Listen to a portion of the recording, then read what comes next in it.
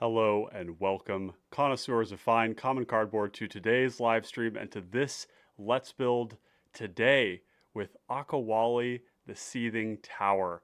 So excited to have you all here today. Another great Golgari build ahead of us, and a quick presentation, of course, to cover the basics of what I have in mind with this very special commander from the Lost Caverns of Ixalan. I hope you all are having a great day out there. Let me know if the audio is coming through clean and clear, and we'll be getting started here shortly. Hope you're all having a great day. I'm dressed for the occasion today with my lovely mushroom attire. We're all tripped out and ready to go. So Alex says, "Hey, bombastic, fantastic. How you doing this evening?" Well, Alex, I'm doing very well. Thank you very much. Appreciate you being here. So we're going to get right into the thick of it and talk a little bit about Akawalli, and then we're going to get to actually building the commander. I've laid out some of the framework for what I think is going to work, but we're going to need your help to bring this thing into existence. And I'm very stoked. We got Dax. Let's go. Sounds beautiful. Excellent. Lucifer says shrooms. Yes, indeed. We have entered The Last of Us, but maybe with a trippier sort of element to it. By the way, for those of you listening, do you all just love that movie, The Last of Us? That show was absolutely incredible. I watched somebody play through the whole of the first and the two games. I know the remastered version of the second game is coming out soon, and I don't think I've been as emotionally moved by any video game story ever as I was with The Last of Us. So definitely a great show. Joel Wong saying greetings from PDX. Well, Joel, welcome. Glad to have you here, my friend. And we are basically neighbors. I live up in Bellingham, so just north of you. You might have even been to town at one point. So good to see you here. And yeah, all right. Well, why not hop right on in? Hey. So, and I'm a little under the weather right now, so just pardon if my voice sounds kind of nasally or if whatever. It's not anything I need to worry about, but just wanted to let you all know, a little under the weather right now. So Dax says, game was fantastic. Haven't been able to catch the show yet. Got it. Okay. Yeah, the show is one of the finest pieces of cinema put on television in a long time. And actually, a fun fact is that the director who made The Last of Us is also, for the video game, is the same as it is for the show. So that's why it was kept so consistent. And for me, when it comes to recreations of books or anything in the television setting or in a movie, it's actually really important to me that they keep really consistent with the book. And I'm sure you all relate, because I really just want what was captured in the pages to be represented in the television the way in a new medium, essentially.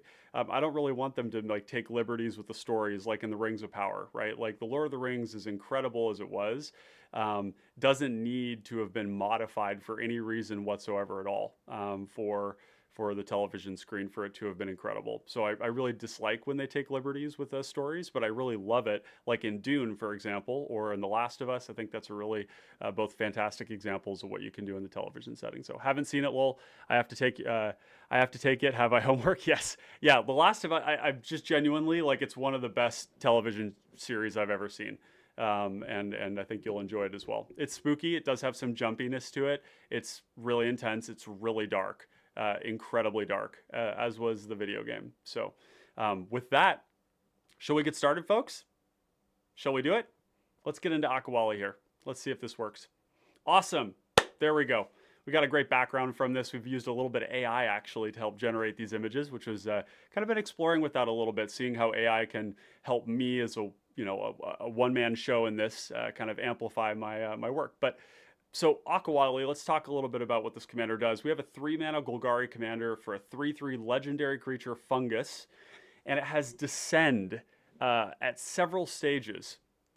And at the first stage of Descend, we're going to basically get a little bit bigger, and we're going to become a 5/5. And we've got Lloyd here saying, "Hi Ryan, excited for another Let's Build. I'm not familiar with this card." Yeah, well Lloyd, I hope you find yourself as excited about it as I am. It's a pretty darn cool commander. So yeah, at the first stage with Descend, and Descend of course meaning if we have 4 permanents in our graveyard, 4 or more, we're going to get Descend 4. And if we go up a further step, we're going to get another ability. And so the first one's going to get +2/+2 in trample, and the second one here is going to put us up to a 7/7. and it's going to give us the ability to only be blocked by one creature, which is rather strange, right? Like this is kind of uh, it's a little bit like the opposite of menace, right? And what's quite cool about that is that it says that if your creature is in a 7/7, we're going to win combat, and because we have trample, we're going to go over the top. And we can kind of read this as unblockable. It's not fully unblockable. Yep, they can block with like a Seagate Oracle, or they can chump with something to minimize the damage. But it kind of means that once Akawalli is turned into a 7/7, we are crunching in for a lot of damage, and it's probably a 3-shot kill. And if it's not a 3-shot kill, we're putting people under the Abyss. And for those of you not familiar with the terminology, the Abyss, of course, is an old card that just killed a creature every turn, right? And that's kind of what we're seeing here. So we have a very aggressively costed creature that grows quite large. And the reason I'm excited about it is because this just passively works with everything that Golgari wants to be doing in the first place. So let's take a look at what that could be here. The first is that we've been granted a lot of great tools for putting permanents in our graveyard lately to get us value, basically to draw cards, to ramp, or just cards that cycle very cheaply, putting something into the graveyard that we can get back later on to find a land. And so we have cards like Troll of Khazad-dûm. These are categories of cards, so I'm not capturing everything that's here. But Troll of Khazad-dûm, Generous Ent being those 1-mana land cyclers that can also tutor up land types, so they can get us our duels, or they can get things like Witch's Cottage, for example. We have cards like Street Wraith, which can just freely draw us a card. And we have cards like Krosan Tusker, which basically do something when we cycle it. Now, the idea with these cards that's really exciting is that in a mid-range deck, we have the way to basically, early on, we can secure our land drops, ensure that we're progressing into different stages of the game, the mid-game and the late game. We're always hitting those land drops. But in the mid and the late game, if we have enough mana, we can actually just cast these things. And so the way to look at a card like Troll of Khazad-dûm is early game, we get a land, late game, we get a threat. And so these cards increase our threat density in our deck, and they give us closing power at times where if this was just an Ash Barrens, right, we'd not be very happy about it in the late game. We'd only like it early game. But with Troll, we get kind of the best of both worlds. We get something early, or we get something late. And of course, we have ways to get these creatures back so that we can cast them and apply even more pressure to our opponent. So let's take a look at some other options that we have here. We also have lands that can be cycled into the graveyard. We can sacrifice them to draw cards or to discover, or we have basically fetches. We have cards like Riveteer's Overlook, or we have Evolving Wilds, Terramorphic Expanse, and then we have the Barren Moors, which you can just cycle to draw a card, and the Hidden Nursery for the Discover. So these are all just ways that we can build into our deck that don't really have any like limitation to them other than just coming into play tapped, that allow us to put things in the graveyard to either fix our mana, draw cards, or to move through our deck with a card like Hidden Nursery. We also have cards that basically black has given us an enormous number of ways to sacrifice permanents in play, such as creatures or artifacts, to draw cards. And it's very efficient card draw. I've put Costly Plunder here on the screen because I think of these card draw effects as costly plunders. You have Reckoner's Bargain, Deadly Dispute, Fanatical Offering, cards like that that are not only drawing us a card, drawing us multiple cards, they're doing it at instant speed and without losing us life, and they're oftentimes creating a permanent or having some other side benefit to it, like Rowan's Grim Search, for example. And then we have cards that draw us cards that just go into play. Cards like Ichor Wellspring that are essentially like 2-mana draw card when we pair it with those other effects. So a card like Ichor Wellspring paired with a Costly Plunder is 4 cards for 2 mana, and it's split up that cost, which is really, really nice. If we compare that to like a Siphon Mind, which is 4 mana, draw 3, and then everybody discards a card, the discard a card isn't really why people play Siphon Mind. It's because it's a 4 mana draw 3. Right, and Costly Plunder, Ichor Wellspring type combinations is actually saying 4 mana draw 4, and it's putting cards into our graveyard.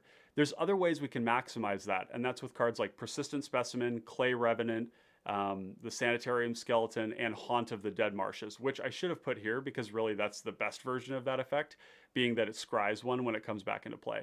But basically, these cards have increasingly become a staple in my black decks because when we're playing these really efficient draw spells, like Costly Plunder type effects, we need to have things that we want to sacrifice that basically that feel free, right? It feels free to sacrifice a persistent specimen, and it's an early creature that we get. It's a forever blocker. It's a way to actually break. It's kind of a way to break parity in a way with, or even it's actually a way to increase our parity with a card like Fleshbag Marauder, and it's Edict Protection. They just do a lot of work. One of the other things these cards do too is that they give us cards in our graveyard or in our hand that we can swap back and forth with cards like Tortured Existence. So these become basically like a part of a really strong value engine in black decks. And I think it's a really appealing way currently for me to build my black decks is with this sort of package. So Ichor Wellspring, Mycosynth Wellspring, and then of course the new card, Mephitic Draught. Now that card does lose us life, but it's a permanent that draws 2 cards. So it's kind of like think of it like a Sign in Blood, but it's also something we can sacrifice. It's a permanent. So Dax asking thoughts on Grizzly Spectacle to clarify for a sack outlet. Yeah, Grizzly Spectacle, I think it kills a card and then it mills some cards over. It may be a bit too costly, I think, for that effect, but we'll see. Because part of the idea here is that we don't want to bend the deck around Akawalli too much. We essentially want to do like Golgari good stuff while having a commander that passively grows in the command zone. So we'll see how it looks. But as we were talking about the patrons and I before the show were talking a bit about different cards that kind of, threats, for example, that would buff Akawalli to really, really large levels that might work really well as well. So. And Dax also mentioning, of course, that if you grant him Menace, then he becomes unblockable. And that's definitely something we need to pay attention to. I think that's a really interesting interaction. We also have cards like Groen's Grim Search, In the Presence of Ages, and Unsealed Necropolis. And these, again, are classes of cards, right? We have Rowan's Grim Search, which is kind of like the ability to look at a certain number of cards. This is kind of like the traditional, read the bones kind of effect, except that it can put cards into our graveyard. So in this deck, Rowan's Grim Search might be, in some cases, if we don't get what we want on top, mill 4, draw 2. For 3 mana at instant speed while putting a card into our graveyard with the sacrifice, with the bargain. So I think Rowan's Grim Search is quite appealing for that reason as well. It's going to ask that we have artifacts in the deck, and I don't think that's going to be too hard to do. We'll have to see if Rowan's Grim Search makes the cut for that reason, because it's possible that if we don't have enough artifacts, because really bargain is artifact, enchantment, and token. So we have to be cognizant of that. But cards like In the Presence of Ages, which allows to look at the top 4 at instant speed, put a creature and a land from among them into our hands. So this is often going to be 3 mana, draw 2, put 2 cards in our graveyard. So it's like 3 mana, look at the top 4, get 2, which is kind of the same thing as Rowan's Grim Search. And I think that'll be pretty consistent. We also have cards like Unsealed the Necropolis, Dig Up the Body, and a whole bunch of other ones that basically mill cards, and then we pull cards from our graveyard into our hand. And the reason that I'm focusing on these types of cards and not something like Reaping the Graves or other sorts of recursion effects, I might look into them if they're permanents, is mainly because these cards fill the graveyard up while pulling something from it, which means that they're not going to set us back on Akawalli. Akawalli will continue to get larger and larger and larger until a graveyard gets wiped by, Relic of Progenitus or something like that.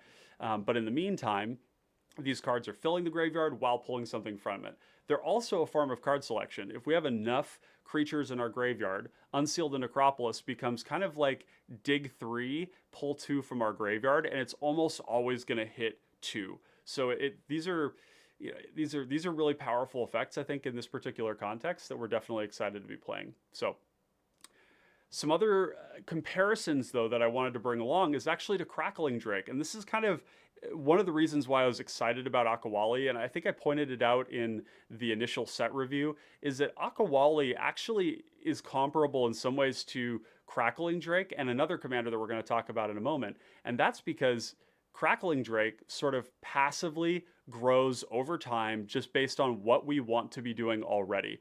So we have cards like Crackling Drake that essentially say, if you cast instants and sorceries, if you play a lot of them in the deck, eventually Crackling Drake in the command zone is going to be quite large. So Akawalli could be in your command zone, uncast or dead, one of the two. And if your graveyard is large, it's going to arrive as a 7/7 for 3 mana, which is really, really above the curve, even if you didn't have the trample and the other things. But with the trample and this weird like inverse menace thing that we have, that's really, really good rate. So quite excited about that. And of course, Crackling Drake eventually gets utterly massive, right? So with Akawalli, it's the same dynamic, right? Except that in this case, we're just kind of building around what Golgari already does really well, which is milling cards into our graveyard and getting them back as draw spells. That's sort of like grindy recursion value engines is what Golgari does really well. So Lloyd asks, is that how the interaction works? Unblockable if they get menace? I'm looking at PDH Voltron build for another commander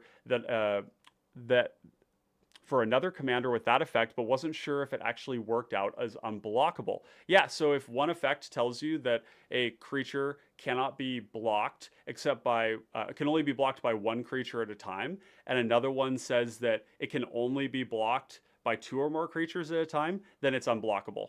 Yeah, which is great.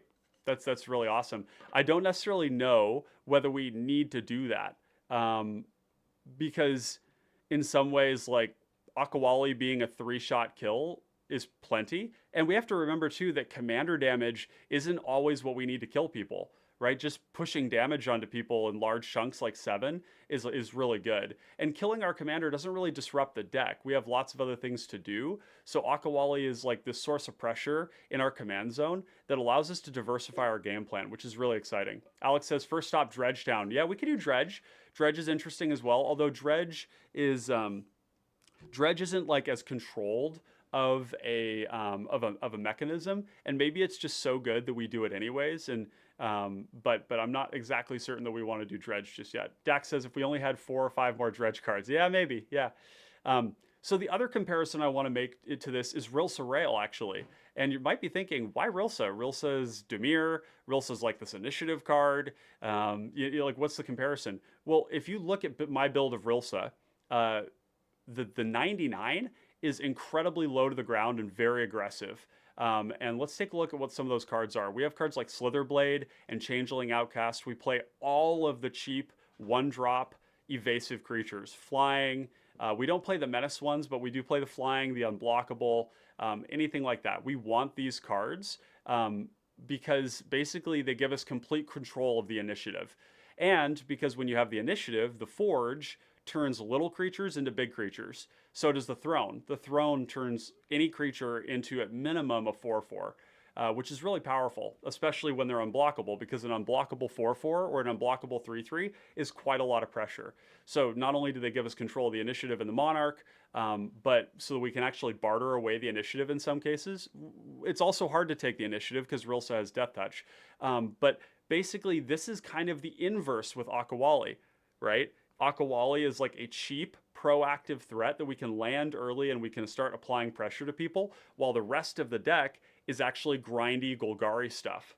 And that's what got me excited about this deck. That's the deck building framework that I want to explore with you all today, is how do we build proactivity and reactivity into our deck through the command zone and our 99. So in this case, a grindy deck with an aggressive commander in it. And a commander that doesn't really take a lot of cards for us to enable because these are just good Golgari things in general. Lloyd says, not sure if that's what we want to do either. I like him as an onboard creature kill spell, especially for utility creatures and combo creatures. Yeah, it could be that way, although nobody's forced to block us. But basically the way I look at it is he's always going to win combat, and he's always going to push some damage, and he's just going to be there. He's just going to be hitting people. And I don't even know if he's going to be the scariest thing at the table, right? Maybe he does, but like killing him doesn't like turn off our value engine, doesn't turn off anything. That's all built into the deck. So yeah, I think you're right. I don't think that we necessarily need to have unblockable creature in the command zone. Maybe something like if there was an equipment that sat in play that we could just equip to him, then that would certainly be worth exploring. But then it's really like he's a 3-shot either way, kind of. 21 damage is a lot. If somebody takes 21 damage from our commander, they're probably just dead regardless of whether they took commander damage. But if they are taking commander damage, and that's a commander damage kill, then they would have to put 5, what would it be? So if they were going to take 16, then we would need to take 5 damage off of that. So they'd have to block with 5 toughness over the course of 3 attacks, which is probably going to be the last attack. and they have to line up a bunch of stuff in front of it, and then you do kill creatures. So yeah, I think that's very powerful. Lucifer says, oh, look, another black Tortured Existence tech. I love Tortured Existence, by the way. Favorite Pauper card. Yeah, Tortex is a very strange common. Like, you would never see something like that printed today, but it's definitely worth building around. And I think Tortured Existence is one of the better things to be doing in black right now, especially with the paradigm that I described earlier, where we were talking about the basically like the cheap creatures that can come back over and over again, like these right here. Right? We can start cycling those, like replacing those creatures from our graveyard with larger creatures. That dynamic works really well, especially with like Clay Revenant and Sanitarium Skeleton, where for 4 mana, you can take your card in the graveyard and basically draw a card, right? You're bringing your creature back into your hand and then just swapping it for something you care about more, like a Chain Devil, Vicious Battle Rager, Gary, something like that. So that's definitely a powerful interaction that we're working with here. And then we've also got Ryan. Welcome, Ryan. Just pulled this guy, so I think he may be my next deck. Well, that's super exciting, Ryan. I think you're going to really enjoy what we're going to build today here. And I think there's a lot of reason to be doing Golgari grindy stuff right now, especially because this commander is just so burly, right? It's just like 7/7 trample is huge. Lloyd says, I love unblockable creatures. Changeling, Outcast, and Tormented Soul go in every black deck I build. Yeah, Lloyd. You know, I oscillate back and forth on that. One of the reasons that Tormented Soul and Changeling, Outcast and Dothy Slayer and Dothy Horror are so good is that in a lot of black decks, you have to ask yourself, why am I not playing Cranial Plating? And so when you have Cranial Plating in your deck and it's well fed with, 15 or more artifacts, usually I end around 19 in most of my mid-range black decks, having cards that I can just like attach a Cranial Plating to and make them into a huge threat is really, really good, because most people don't want to spend removal on a Changeling Outcast. And a lot of times these cards convert to a ton of damage over the course of a game. So I think they're great cards. They're almost generically like staple mono black. In Control, you wouldn't play them. The only trouble that I usually find is that the drain creatures, ETB drain cards like Vampire Spawn, actually kind of do more damage.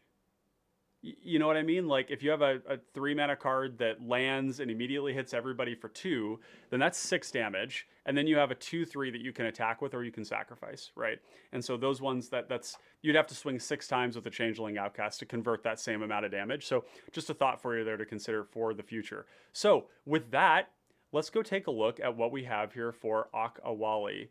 If we can go over here to Moxfield. No, we don't want to be looking at that. That's not what we want. How do we get there? Okay, well, we're just going to go to Moxfield here, and let's go. There we go. All right, here we go.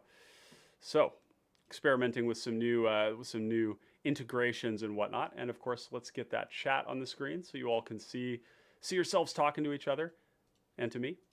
Let's go here to, we got to pop that darn thing out. This is one of those annoying things you have to deal with sometimes. Popping out the YouTube chat. These are streamer things, Pop out the YouTube chat. You got to resize it, I make this stuff complicated for myself sometimes because I want it to look pretty for y'all. There we go.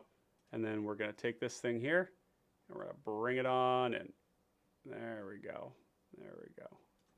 Okay, and we're going to cut this thing off and then scoot it on down. Okay, so let's take a look at this deck. So we're going to pop it out into grids so we can really clearly see what we're working with here, but you're going to start to see those packages that I talked about before with some of the cards we've got here. We've got cards like Haunt of the Dead Marshes, Greedy Freebooter, Persistent Specimen, Sanitarium Skeleton. Another one we're probably going to want here is, what is it called? Shambling Ghast. Probably going to want Shambling Ghast for the same reason. Basically, these creatures that come out early, and they're basically great sacrifice fodder that also ramp us. So Shambling Ghast here into creatures can lead to some really like high velocity turns, right? Where we have like a Greedy Freebooter on 1, and then we sacrifice it to like a Costly Plunder type effect. We get a treasure, and then on turn 3, we have 4 mana, and we have like an extra permanent in play. So I think this is a good place to be for us right now. I also was kind of thinking about Deathcap Marionette as well as the other one, the 2-mana Mire Triton. I'm not certain if that's what we want to do because these aren't really card advantage. They're literally just like putting cards into our graveyard. So it might be that this isn't exactly where we want to be.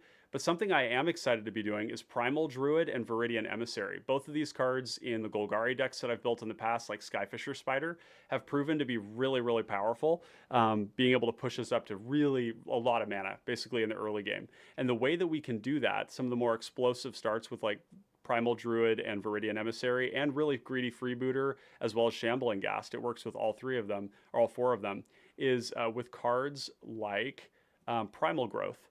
Primal Growth is 3 mana, basically put a land into play, untapped. And if you pay the kicker cost, which is sacking a creature, then you get to get 2 lands and they come into play untapped, which is really gross. So you can go turn 1 or 2 Viridian Emissary type thing, and then cast your Primal Growth with kicker, and you're going to put like a lot of mana into play. I think the most you can get is like 7 on turn 4. On turn 4, you can have 7 mana. So that's, I think, something that we're just going to like, having a small ramp package of mainly permanent-based stuff. I don't know if Sakura Tribe Elder fits the bill for that. We might just want something that just draws a card, because we can't really sacrifice this to other things. It just sacks to itself. And maybe that's fine. So, other cards that we have here too, you're going to see that I've loaded up on these cycling creatures. I like these a lot. The question is always going to be how many do we get in here? Because essentially, sometimes these eat up slots that you need for other things like removal and sweepers and whatnot. So we'll be exploring that. For draw here, we have basically things that are going to give us multiple permanents. So for example, a Blood Fountain works really nice with the Blood token. We can play the Blood Fountain on 1, turn 2, sacrifice it to a Costly Plunder type effect, and we still get to keep that ability to recur creatures from the graveyard. And when we do that, we put something back in the graveyard. So it's a permanent that creates another permanent that can get our stuff back when we cycle it or whatever it might be. While also putting a permanent into the graveyard. So that's right where we want to be. We have cards like Nihil Spellbomb, same thing, where we can just have it in play. In the early game, we can use it to just cycle to draw a card. If we pay 3 for it, then we can draw 3 cards off of it, which is great. But it's just sitting in play and it's graveyard hate. And all the Costly Plunder effects, Deadly Dispute, Fanatical Offering, Costly Plunder, Reckoner's Bargain. We're also going to play Nasty End, because I think that there will be a time and place where Akawalli needs to die, where somebody's going to be like, I can't take that damage this turn, and we're going to draw 3 cards off of it, which is really good. Nasty End is an interesting card because it kind of plays towards this world where our commander is dying, and we kind of want to hold it for that. But we have to just think about this. This is just another 2-mana draw 2 off of one of our creatures, right? And if we happen to have it and we suspect that Akawalli is going to die, then we're going to draw even more, which is great. But generally speaking, we want to be pretty liberal with this. We don't want to save it until Akawalli is going to die. We just use this on one of our cheap creatures. And then we also have cards like Druidic Ritual, which I was thinking about here. It's mill 3, then return up to 1 and up to 1 land and creature. So this card is kind of acting like Unseal the Necropolis. In fact, it's exactly the same, except it's sorcery speed and it gets us a land and a creature, which I kind of like. In the Presence of Ages, of course, and then our Krosan Tusker. So this looks pretty good here. You can see we're at 78 main deck cards here, so we're definitely going to have to figure out how to get that number down and get to the next thing here. Okay, we also have Tithing Blade, which I'm pretty excited about. I think everybody in black is playing this card now. Putting a permanent into play that's going to make everybody lose a card for 2 mana is great, losing a creature in particular. And this is something we can sacrifice later. This is pretty much staple mono black nowadays. It's very, very good. It's also an artifact. And then it has the ability to become kind of a drain effect later on, which mainly in this deck, it does sort of erode the creatures in our graveyard, which we want to reuse. So we're not likely to craft this very on. We're more excited about this because it puts a permanent into play and it makes everybody lose something, right? Which is great. We have cards like Demon's Disciple, Fleshbag Marauder, Chain Devil. These are all going to be great too, because in this deck where we have little stuff that we want to, sacrifice, with these effects, not only is it going to allow us to sacrifice them for value, make them do what they're supposed to do, but we're actually going to sacrifice those things and not the Chain Devil, not the Marauder, and not the Disciple, so that we actually get a threat out of it, right? And that's quite nice. You know, put some threats into play really quick. You can see in the land base here, I am treating these all as lands here, but we're going to end up probably having more than 35 or 34 land sources because of these creatures, and that's because we do want to have a small reanimation package, and I'll show you what those are. Also looking at protection, was thinking about Kaya's Ghost Form and Fungal Fortitude. Fungal Fortitude in particular is pretty cool because it's got flash. But the reason that we're playing these over the Undying effects is because these are permanents themselves. And it might be that we want the other ones too. I've definitely done some silly stuff with, like, you know, a Viridian Emissary. You give it Undying, you sacrifice it to some other effect, it comes back, and then you can do it again to get another land. So those Undying effects can be very, very good for reusing ETBs, as well as other things. They're quite dynamic. They're protection as well, as all those things. So for ramp here, I was thinking Wayfarer's Bauble, for a turn 1 play that we can sacrifice to get a basic land. This is better than something like Into the North in a sense, because it's putting a permanent in our graveyard. We could also, you know, pass on cards like this and instead go for creatures that just get us resources. Something like, you know, Dusk Legion Zealot type cards, where we're drawing a card and then we're getting a body, and then that body is something we can sacrifice, and we've already drawn the card, right? And that might be better than something like Wayfarer's Bauble. And in reality, like, our you know, we don't have like a strong need to ramp in this deck because Akawalli is like doing something proactive in the early stages of the game where we don't need to get up to huge amounts of mana. Tokasha's Dig Site could be good too. Yeah, it could be fine. I like that. I've got Harrow and Springbloom Druid in here, basically both because they're ramp cards. Springbloom Druid in particular is really good because it's also leaving behind a body. Right, it's giving us a body. Harrow ramping us, of course, but it's putting a land into the graveyard, which is great. And it's just a good ramp spell. And then these here. So Secure Tribe Elder and Wayfarer's Bauble may not make the cut, you know, mainly because we like the idea of getting a card and having the body. And these basically kind of say, no, you're just going to get the card in the graveyard and the card. So I don't know, maybe you all can help me navigate that. I'm going to drop the link here in the description because I'm realizing I don't have it in the description. So there we go. Put it in chat there if you guys want to watch along with this on your own screen. Now let's keep moving on here.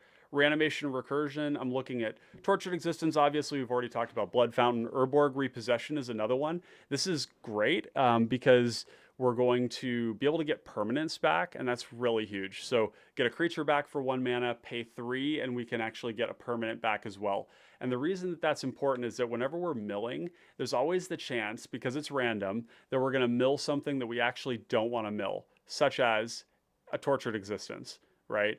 And I think that's where Urborg Repossession is going to be really nice. We also have Revive the Shire, which I was considering as well.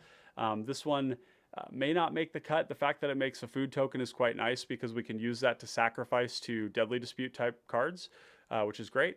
And here, one sec, just need to make a quick adjustment. There we go. Yeah, I don't know what the chat's looking a little funny here, but that's okay. That's fine. Not going to focus on that. And then we have like Dig Up the Body, Another Chance, Unsealed the Necropolis. All of these cards, they're milling cards into our graveyard and then returning creatures back. And the fact that they're milling cards in means we're going to put lands in, we're going to put creatures in. Sometimes we'll put spells in that we don't want to be in there, and that will suck, but that's fine. Those things could feed other sorts of effects that we could use the graveyard for.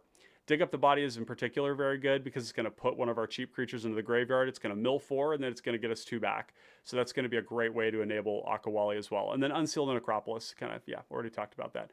And then we have Dread Return and Summon Undead. Dread Return is going to be amazing because we have cheap creatures in play that we can sacrifice to cast it again. But it's also just, so we're basically never not going to be able to cast it. We're going to, if we mill it into our graveyard, it'll be okay because we can still use it. While putting creatures into the graveyard. And if we have it in hand, we can do it twice. And because we have all these cycling creatures, we're going to have big stuff to be able to put into play. For example, something like a Nurturing Bristleback, which is a really good new addition to the deck. or something like Troll of Khazad-dûm or Rampaging Spiketail. You can see this working really well with Akawalli. If we top deck one of our reanimation spells, put Rampaging Spiketail into play, give our commander a +2/+0 indestructible, and then swing at somebody for 9, I think that's going to be really good, especially because 9 plus 7 is 16. That's 16 commander damage. So any effect like that, that's going to give us +2, similar to the Fungal Fortitude, is going to be really good. Removal, we're going to have to beef this up. We're going to want quite a bit of removal because we are still we're still a mid-range deck. We want to grind and we want to have interaction. And frankly, combo is just sort of getting all these freebies these days, right? Their win rate is incredibly disproportionate to the number of people playing it. And I'd argue that it's not a problem of bans or anything like that. It's a problem of target priority, right? You allow the combo player to do their thing, then yeah, they're going to win. So we're going to have to beef this up quite a bit. So quite a bit of cuts coming here. We're going to bring this Clay Revenant here into the deck. We have some other options here that I was exploring with Dax as well, which is a Gnarlroot Pallbearer, and the Moodmark Painter, and Vigor Spore Worm, which are all going to give +X/+X, where X is the number of creatures in our graveyard to target creature when they enter the battlefield. And all these cards are kind of interesting. I'm definitely curious to explore them. I think Moodmark Painter is probably the best of them, simply because it's the cheapest and because it also gives it Menace, and Menace plus our commander is unblockable. So I think these are definitely like worth exploring. I think Moodmark Painter is the best of them, so we'll go with that one for now. And then of course we have our Crypt Rats and our Pestilence, which we're going to go up on sweepers as well. So yeah, let's get after it here. Ryan says Shard of Broken Glass is something I've seen in early lists. Yeah, so Shard of Broken Glass is going to be best in a version of this deck that's really hyper focused on Akawalli, but I don't think that's exactly what we want to be doing here. Let's I gotta make my face a little bit bigger here so you can see my mug. Yeah, I haven't streamed in a feels like some time, so. Some of my stuff is out of whack. I don't know how it goes out of whack when I'm not using it, but you know, that's OBS for you. There we go. Oh, there we go. Okay. Boom. Look at that. Just like that. Okay. So yeah, Shard of Broken Glass, like if you wanted to do a style of Akawalli deck where you're really trying to maximize Akawalli, then maybe Shard of Broken Glass is where you want to be. But I think we're just trying to have Akawalli sort of like be this thing that's just like killing people, and not necessarily trying to like maximize around Akawalli. Let's see, make sure this chat's showing up for you all here.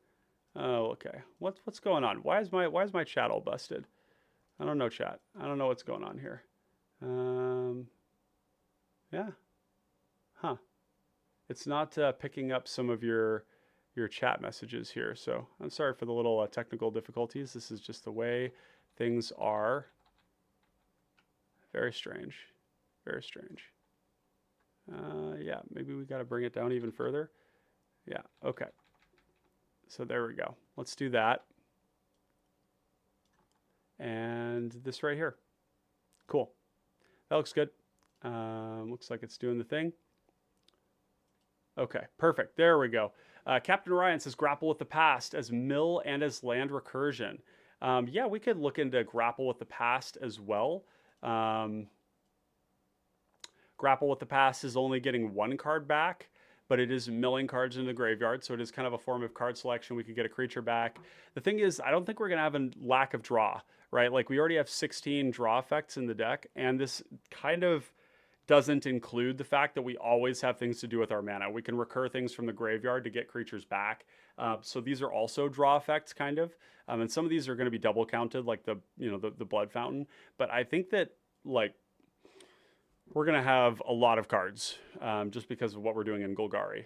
So let's add lands to get to where we need to be. So let's just add some smattering. We're at 19. Let's just say we want to be at like 32 actual lands. And we have currently 1, 2, 3, 4, 5, 6, 7, 8, 9, 10, 11, 12, 13 lands currently. Where's our other Necropolis or our other hidden card? Hidden, it's going to give us Hidden Spider and all that stuff too, but we need Hidden Nursery. I'm really high on these land cards, by the way. Oh, it's already here. So something I've done with these, and the reason why this one didn't come up here, is I go and I change the mana cost on them, because yeah, they're lands, but they're also, what should the new cost for it be? It should be 5, I think is what I have it at, or 6. Yeah, it's, so it's 5, and then it's 5, and then green, like that. And then it's going to put it right there next to the hidden nursery. So that's kind of nice. Okay, so with 19, and we have 1, 2, 3, 4, 5, 6, 7, 8, 9, 10, 11, 12, 13. 13 of these are lands, so we need another 19. So let's just say 10 swamp. Ted Swamp. Ted Swamp. And we're going to do 10 forest. And we'll just do this as a placeholder, just so that we, you know, that we have a sense of where we're trying to get to here. Bring those over into lands. Okay, that puts us at 39, which is a ton. Dax says, I've gotten to discover twice now with them in games. It was a bit hesitant on how good they would be, but I will admit it was pleasantly surprised. Yeah, the Discover cards are great.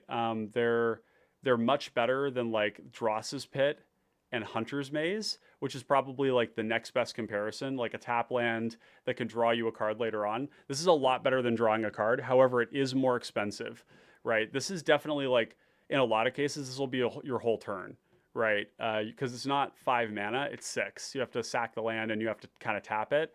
So, but I agree. Like my 2 hits that I've had off of these cards so far, or 3 actually, were Fanatical Devotion, which was great. I just sacked something. I had like an Ichor Wellspring and I just drew a bunch of cards.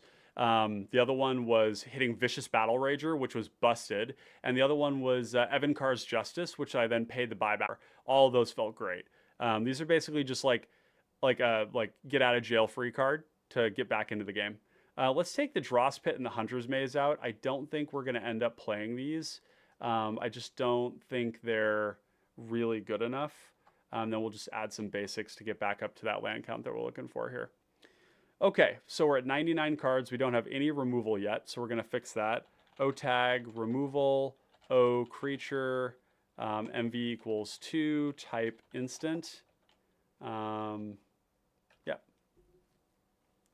Oh, interesting. The bite spells actually become quite a bit better with Akawalli, don't they? Because if he's a 5/5, that's pretty strong. So we could play like Bite Down, Cosmic Hunger, Doomblade, I think, is quite playable right now. Echoing Decay is pretty staple right now for mono black, for any black deck, because it's killing Abdel, TPI, and Gut tokens. We have Final Flourish, which is also phenomenal. It's early game. It kills combo creatures. Unkicked, it kills combo creatures. And then it can kill all the way up to a Dargo if you really need to.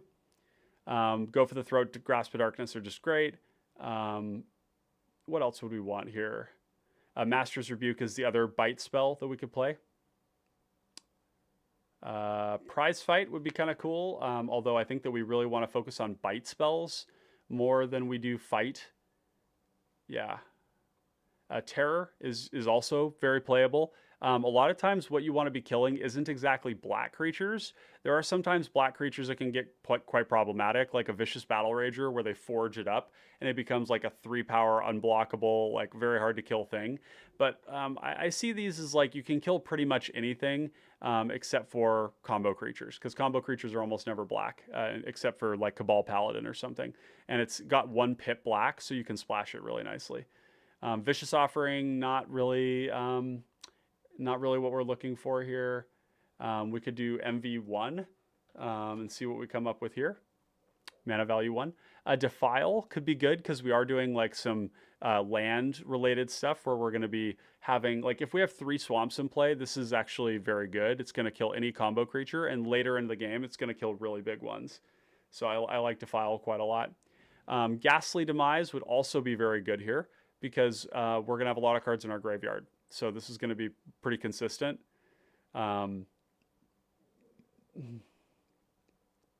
Tragic Slip could be good as well. Let's try Tragic Slip.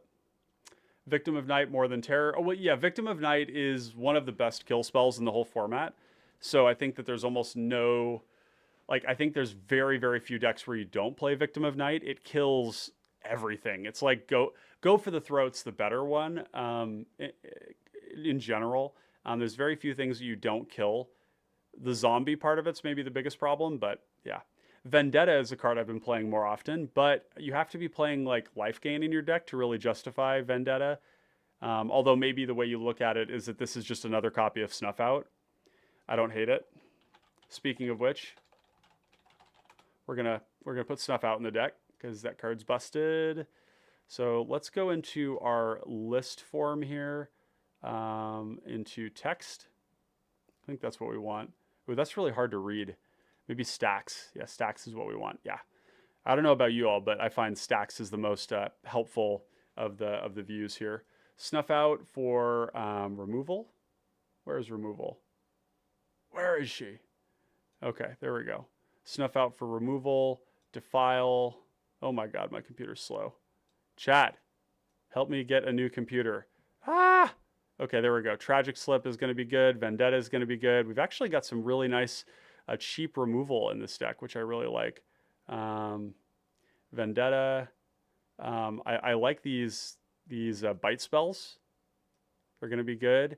Final Flourish, we could play Candy Grapple as well. Maybe Terror doesn't make the cut. Maybe Doomblade doesn't. Echoing Decay. That seems good. Stacks is easier for you. Yeah, Stacks is really helpful. It's kind of like text, but you're getting like the image of the card, and it kind of helps you see things. You know, I think it's just a more visually stimulating. Okay, we're at 110 cards, which actually is not that bad. We're a lot closer, and these cards are not guaranteed to make it in the deck. Stacks is great. It's the only way to do it. Yeah, and I think about you two as well, right? Like I'm trying to make this visually something you all can like read, and maybe you all can tell me just as some like on-site feedback, like are these streams legible? Because I think a lot about how to like make this work, right? Like I don't cut off the left side of the screen because when I go into playtest, I want you all to be able to see all the cards, right? Because I could shift it over, right? I could like, you know, bring the screen in over to here, but things like that. Is Stacks View like pretty legible for you all? Just curious to hear. I'm always trying to make the stream better, and yeah. Okay, so what are we missing here? Because it doesn't feel like we're missing a whole lot. There's Crawling Infestation, which is another card that I was thinking, whenever one or more creatures are put into your graveyard from anywhere during your turn, create a 1/1 green insect creature token. Oh, this is busted in this deck. Somebody call Derek and let him know that we figured out a home for Crawling Infestation. Because this is not just off the mill trigger. I know on mobile this is probably like impossible, but you know it just is what it is. I don't know how to classify Crawling Infestation. Makes creatures, I guess. Whenever one or more cards are put into your graveyard from anywhere, man, you could see like this thing making a lot of 1/1s over the course of a game. What about other Descend mechanics?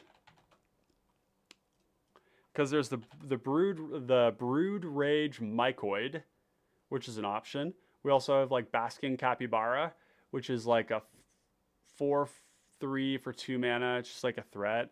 We have the Malamet Veteran, which could make our creatures bigger every combat, but it has to be the one that attacks. It would be so much better if this card was just like whenever you go to combat, then you put a counter on something.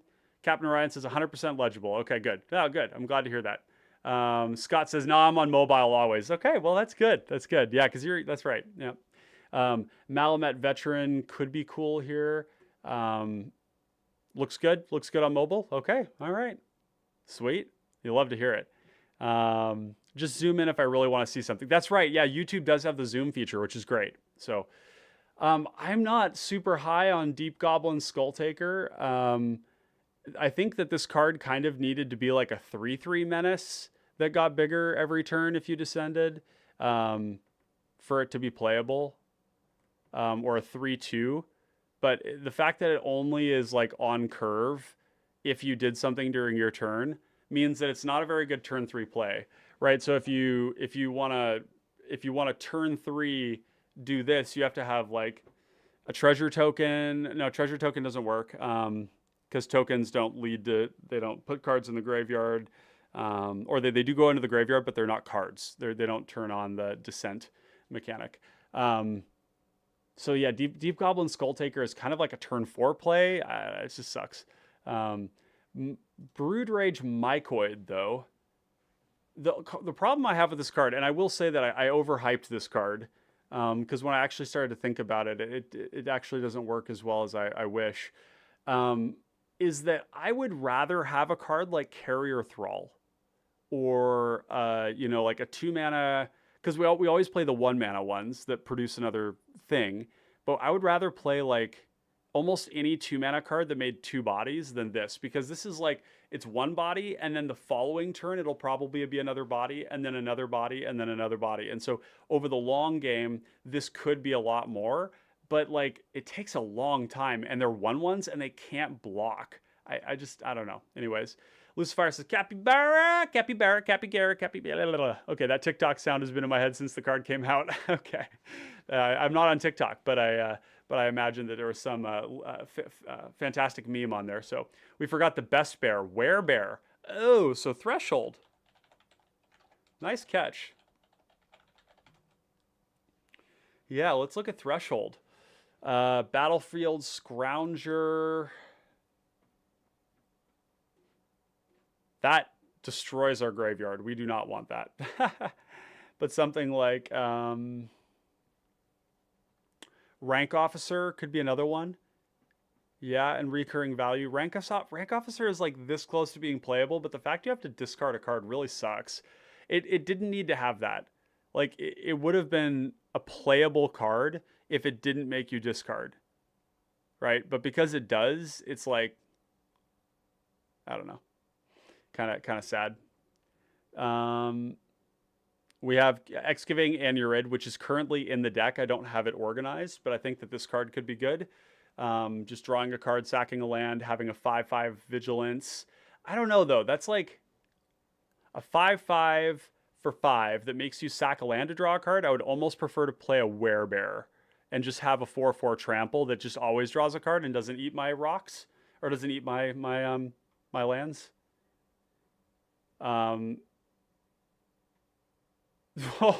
Seton's Desire is really funny, right? Like, you put this on Akawalli.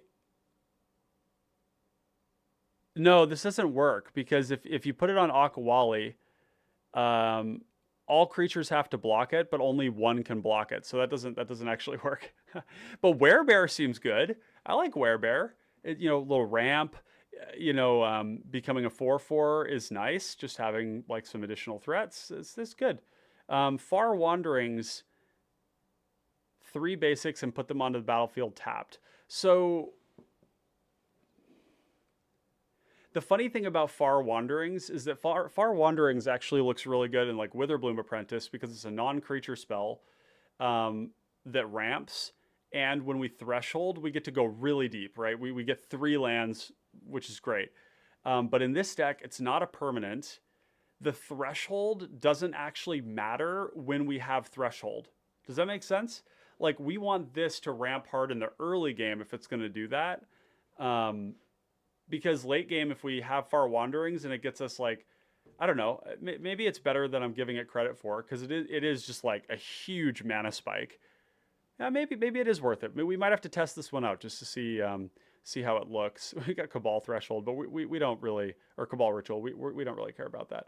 Yeah, good check on that. Mongoose is, yeah, Mongoose. I think Mongoose is not good enough. Mongoose, it's like, in 1v1, it's great, right? Like in a Legacy deck where you can like turn on Threshold and play it alongside like Uro and Delver and stuff like that. But, or if you can like put something onto it, like a Rancor, and then give it Shroud.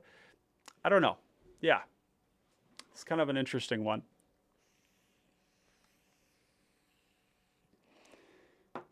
I like Mongoose. Don't get me wrong. Mongoose, I have early memories when I was like, still living in Olympia, when I was like before 10 years old. So I grew up in Olympia, Washington. And my friends got into Magic when I was like 6. And then when I was 7, that's how I got started. My French exchange student, Ludovic, bought me a bunch of cards. He bought me a box of Invasion. and Mongoose was in there, and I remember losing to my friends playing Mongoose. Sitton's Desire and Rabid Elephant is a funny combo, not for this deck, but it's funny. Rabid Elephant.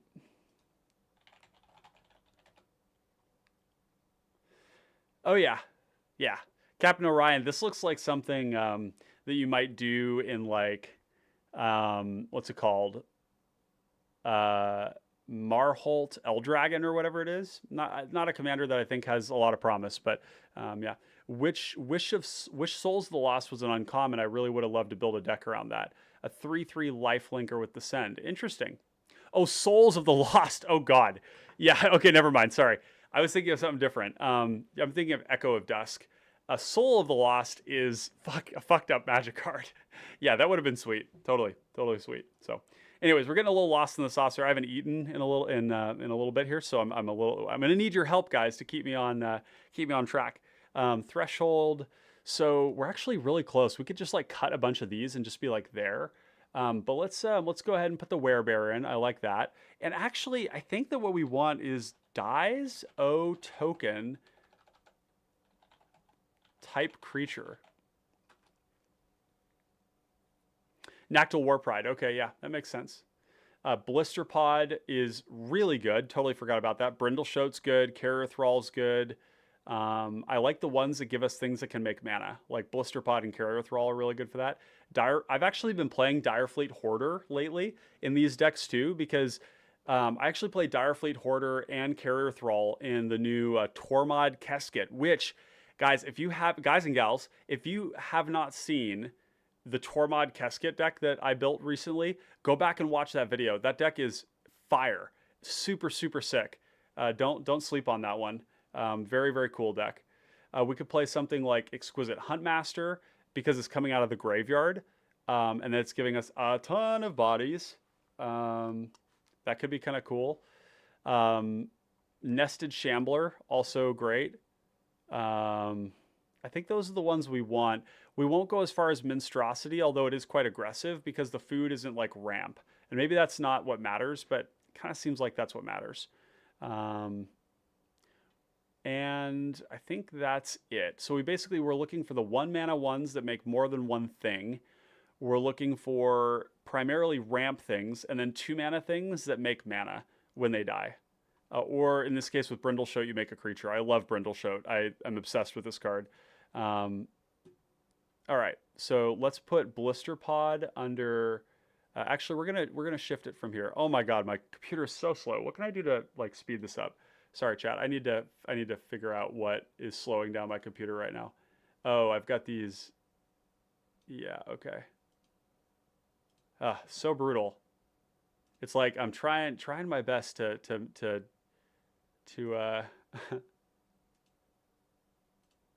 yeah, it's just tough, you know, the trying to get everything to yeah, this isn't really a business, right? But I treat it sort of like that for the purpose of a hobby. So I apply myself to it, right? And like not having those little things like a computer that really functions properly or like being able to purchase software and things like that is quite difficult. You should never start streaming as like a way to make money unless you actually have like, you know, and really just as a way to, unless you have, you know, money to invest into it. Just a little aside there. Yeah, definitely a hot deck. Yeah.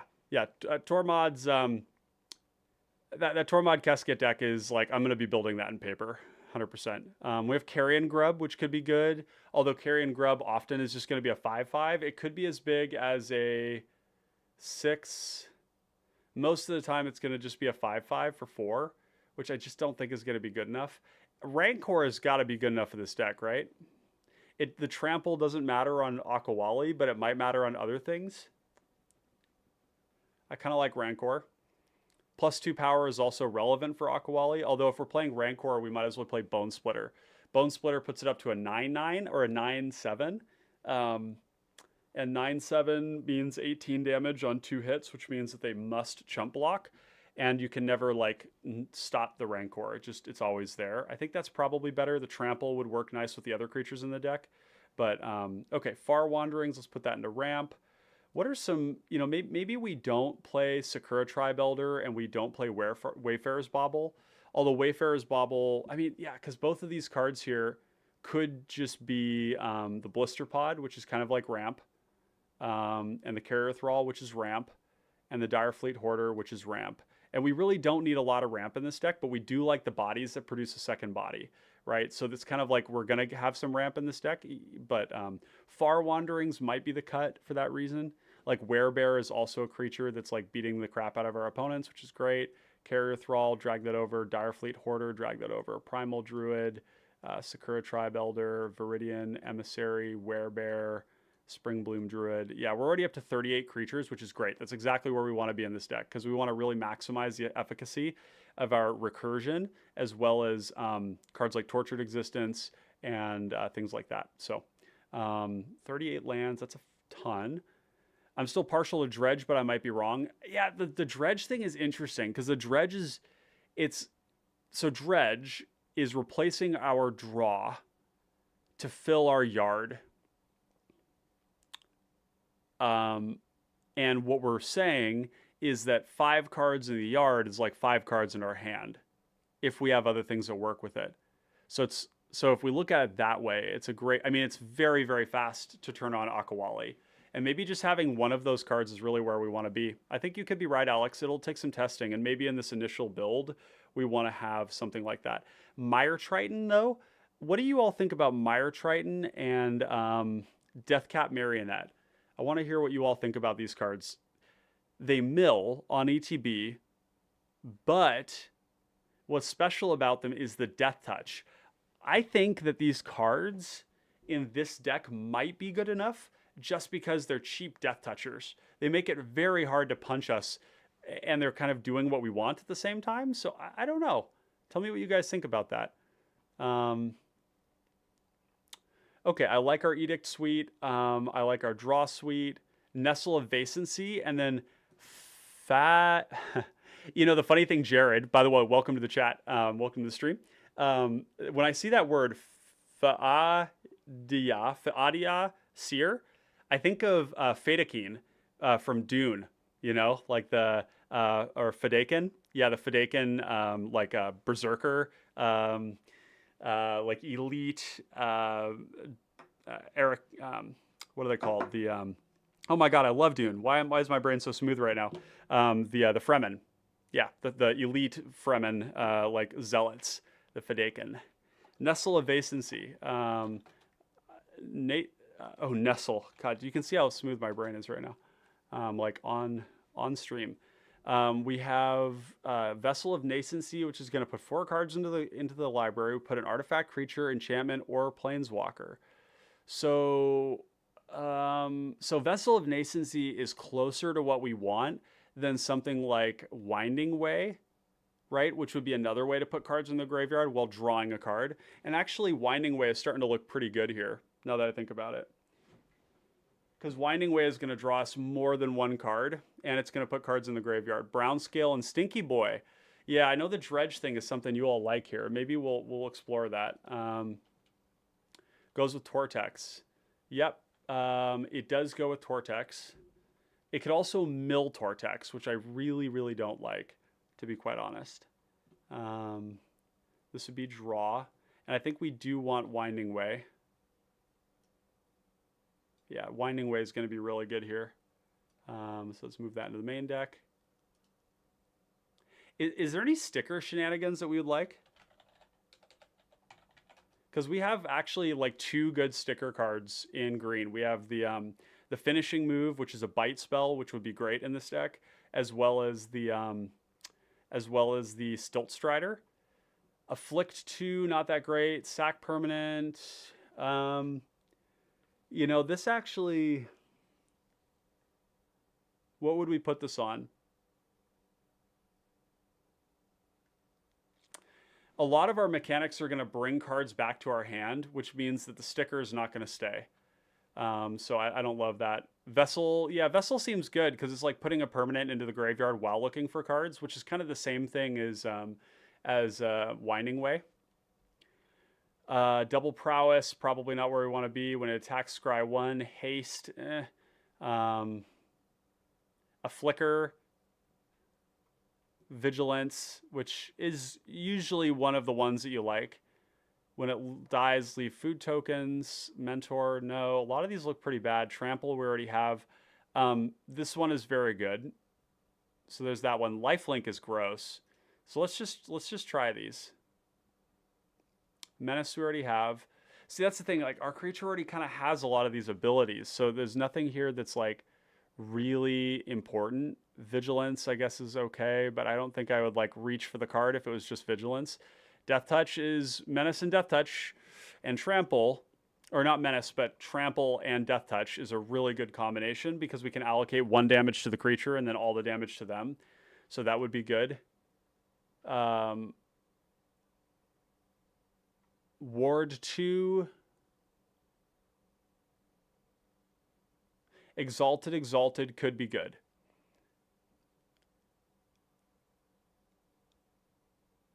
Yeah, a first strike, that's good. I don't think that we're doing sticker stuff. I don't think that's what's happening. The reason stickers would be good is because we're just casting our commander a lot, right? Like, we're going to cast our commander on turn 3, and we might do it a couple more times, right? And it's just like, because it stays big, people may have to kill it. Doomblade and Terror, we're at 14 kill spells, 4 edicts, and 2 sweepers. I think this is plenty fine. We could dig for one of these here, but let's drop these in the sideboard for now. Oh my god, my poor computer. Let's see if I can drop some more stuff here to reduce the load. Need to turn off some more apps. Let's see. Turn off some more apps. Yeah, that should help a little bit. Okay. There we go. There we go. Stickers is a little lost in the sauce. Yeah, it's always worth considering them, especially when you're in colors like these that are like so... or with a commander like this where like we don't play protection for it, it's just going to get killed, and being able to give it some permanent ability that it never loses seems really strong. But yeah, I agree that it's probably not where we want to be. Crop rotation is going to be good for finding Mortuary Mire, Opal Palace, Rot Farm to pick up Bajuka Bog, picking up a Baron Moor with Golgari Rot Farm to draw a card, things like that. Scare Tiller is a card that honestly I did consider for the deck. I am still considering it. It's putting a land into play or returning our lands back to our battlefield. I don't know. Let's pull this one out of this here. Wasteful Harvest is another one. 3 mana, mill 5. Put a permanent card from the ones milled. Finishing Move, I think we aren't going to play. Terror, we've already got in the sideboard. Great. Moldervine, let's see. I really like Crawling Infestation since we don't have to do all of our actions at sorcery speed. Exactly. Well, no, so this one does limit. This one does limit it to our turn. We can't make it during our opponent's turn. But we can do this multiple times a turn. When one or more creatures are put into the graveyard during our turn, we can do this. So if we just cycle a Troll, cycle a Twisted Abomination, or sacrifice a creature, or mill something, yeah. It's really good if you want a commander damage kill someone. As we said earlier, that isn't necessarily plan A. Yeah, exactly. And there's other cards that we would want other than stickers, like just make our commander bigger, like a Bone Splitter, right? Which I'm a big fan of Bone Splitter. Also, a card I wanted to point out too that I did not know existed was Circle of the Land Druid. This card mills 4 like a Satyr Wayfinder, and then when it dies, you return a land card from your graveyard to your hand. So it's like a second copy of Satyr Wayfinder. It's really like almost the same thing.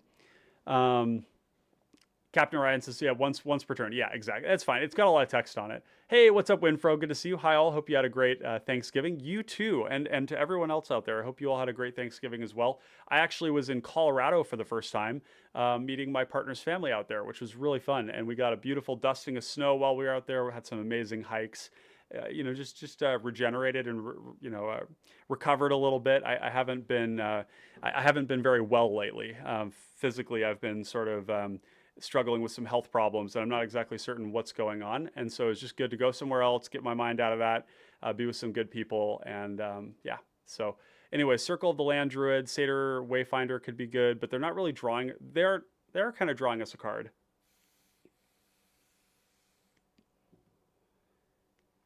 Grizzly Salvage is another one, but again, these cards are like card selection. Grizzly Salvage type effects are kind of like an impulse in green, right? But we want, and I don't know if that's good enough. Gets a creature or a land. I mean, so if Grizzly Salvage puts like three permanents into the three permanents, a non-permanent card like an instant or a sorcery, and then or four permanents in an instant or a sorcery, then this card is turning on Akawalli really fast while finding us a card and filling our yard. If somebody nukes the graveyard, something like Grizzly Salvage or Commune with the Gods or those sorts of effects are going to help us rebuild our graveyard. And there's not going to be multiple graveyard effects in a game in a lot of cases. And people won't probably be using them on us. Like those graveyard effects are for combo, and we're going to be collateral to that. Revive the Shire, Urborg Repossession. These two allow us to get Tortured Existence back if we mill it over. So I think those are good. We don't really have any life gain in here, do we? It's kind of spooky. I don't really like leaving home without that. So we are going to add Basilica. Oh, yeah. Alex, thank you for the reminder here. Impetus. Yeah, this is why we got you in chat, folks. And actually, I just want to mention this. This is one of the reasons why I keep doing this and why it's so fun, is that you all are like building this with me. This is like a creation of yours as much as it is mine. So like when you remind me about like, the impetus cards or something like this, that's really, really helpful. I even think predatory impetus is actually kind of gross, isn't it? Must be blocked. So if we put this on our, so the impetus cards are already really good. Predatory impetus is close to the worst of them because it's 5 mana. But predatory impetus is a higher order of card exchange, because if you put this on like a creature, you make it really big, and then it's somebody else's problem for the rest of the game, and it's gonna continue to eat creatures. So you could work with somebody and be like, I'm gonna put this predatory impetus on your creature. Next turn, you're gonna eat their combo creature, and it's just like they're converting damage on everyone else, which is great, and they're not attacking us. So I like these, and even at 5 mana, this is like probably still good. Parasitic impetus we definitely want. Let's put predatory in for now. It's kind of wild. We have 121 cards and we have a lot of removal here, but like we still have a lot of cuts. Like these are all probably cuts. So we're really close. Crawling Infestation is really good here. Okay, what do you all think? I need to know what you guys think of Mire Triton and the Mire Triton and Deathcap Marionette. Death Touch creatures that mill on ETB. I'm going to put it in the sideboard for now, but I need to know what you guys think of that stuff. We're going to put the ever-present Basilicus creature, one of the best black cards in the whole format. We're going to put this in the deck because it's just that good. We're going to put Gary in the deck because Gary is goated. Nested Shambler in the deck for sure, just as fodder. Brindleshote could be in there too. I really like the 3/3 it makes. It's like a pretty relevant body. Especially early on.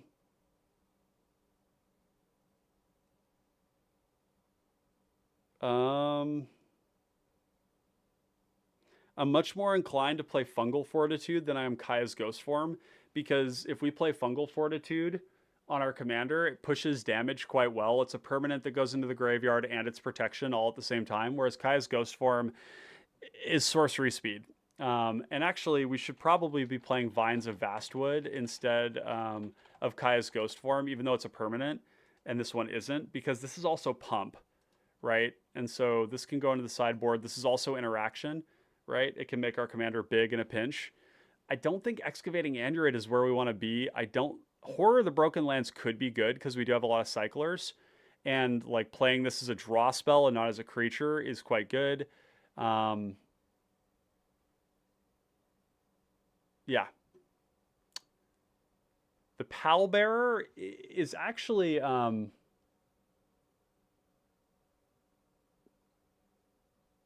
We have 38 creatures. That number is going to go down to probably around 30-ish. So this will be like +4, maybe maybe like at the low end, it's +2. It's maybe not that good. At the high end, it could be a lot, right? But maybe these ones are just worse versions of the mood mark.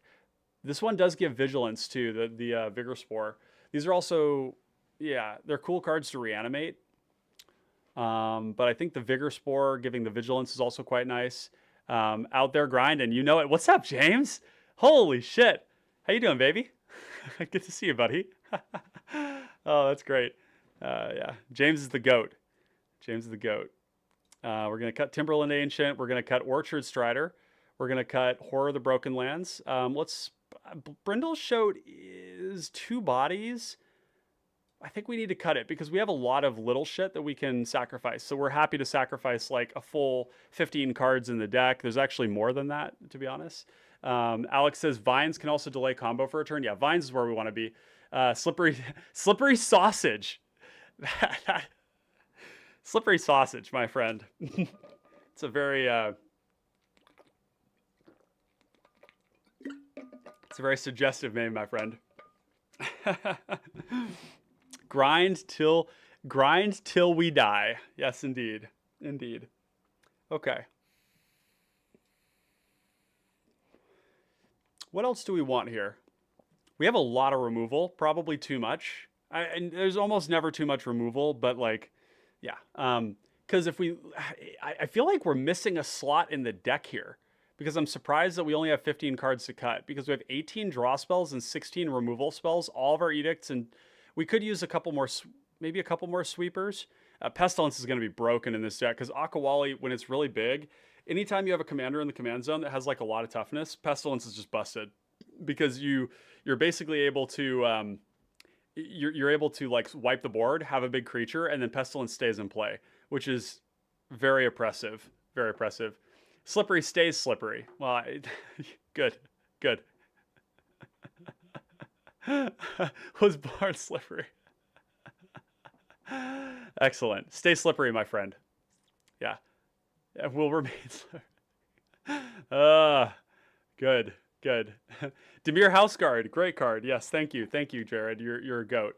Dimir Houseguard is exactly where we want to be. This card is like near staple black. Transmutes, finds Pestilence, finds Chain Devil. Oh, we don't have the initiative cards in here.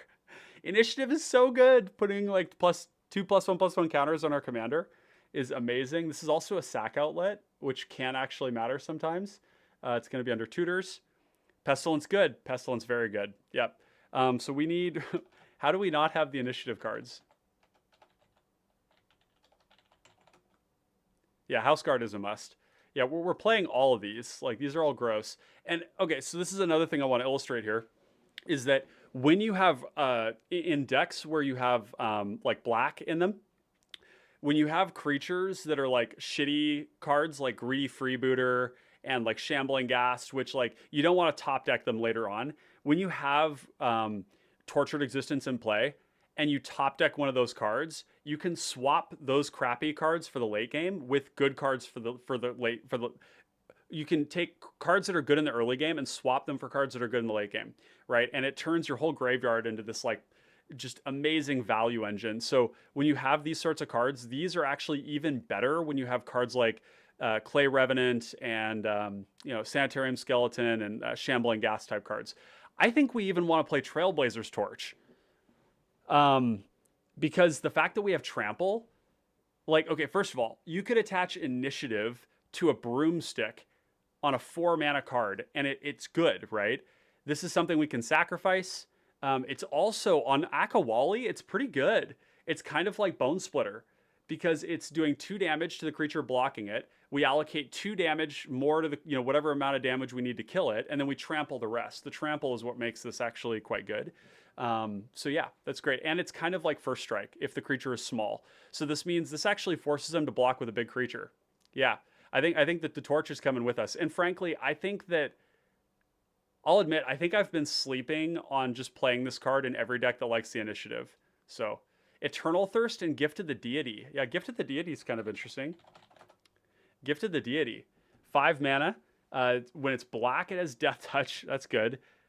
So this one, Gifted the Deity here is a little weird. First of all, 5 mana is a lot, because then they just kill your creature and they get a 2-for-1. But the second ability on it doesn't really work the way we want it to, right? Because they can only block with one creature, and this is telling them to block with all their creatures, and they can't. So it's like +2/+2 and Death Touch, which we can actually get cheaper, right? And auras are riskier than equipment, and auras also can't be sacrificed. Like, we can sack a Bone Splitter if we need to draw 2 cards, which is good. So what about, yeah, what kind of equipment?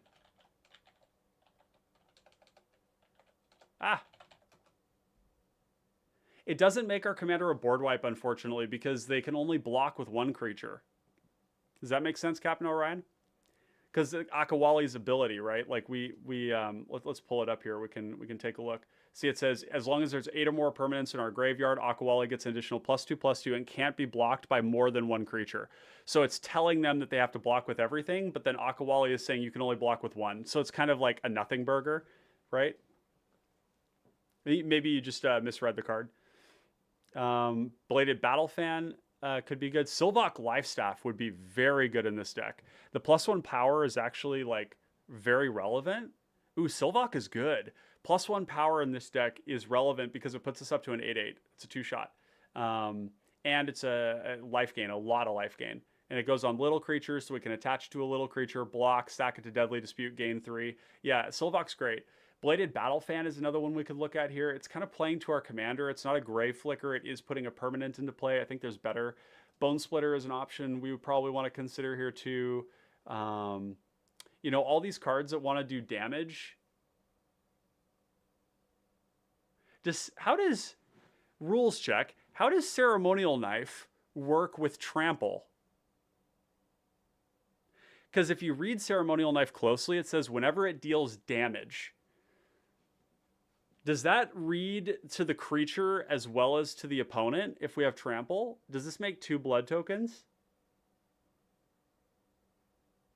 It might not, but it is 2 sources of damage, and it doesn't say whenever you deal, like, I mean, it would never be worded that way, but whenever you deal damage, so there's 2 instances of damage.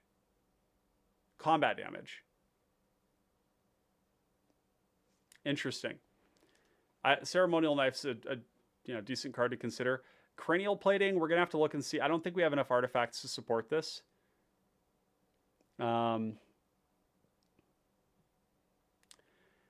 There are cards that make our commander like unblockable, but like Gilded Pinions would be a good choice for this deck, because it's actually like putting a treasure into play, which is like ramp, but then later on we can give our commander flying. That could be good. This is a way to give it Death Touch. It's considered 1 instance of damage, you're saying?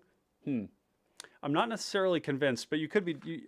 There's a high likelihood that you're right, but we're gonna need to chase that rabbit hole a little bit and figure out how that works. We do have cards like, where is it? Vorak Battlehorns. Oh no, this is the text of our commander. Oh, look at this, chat. Vorak Battlehorns is what our commander has.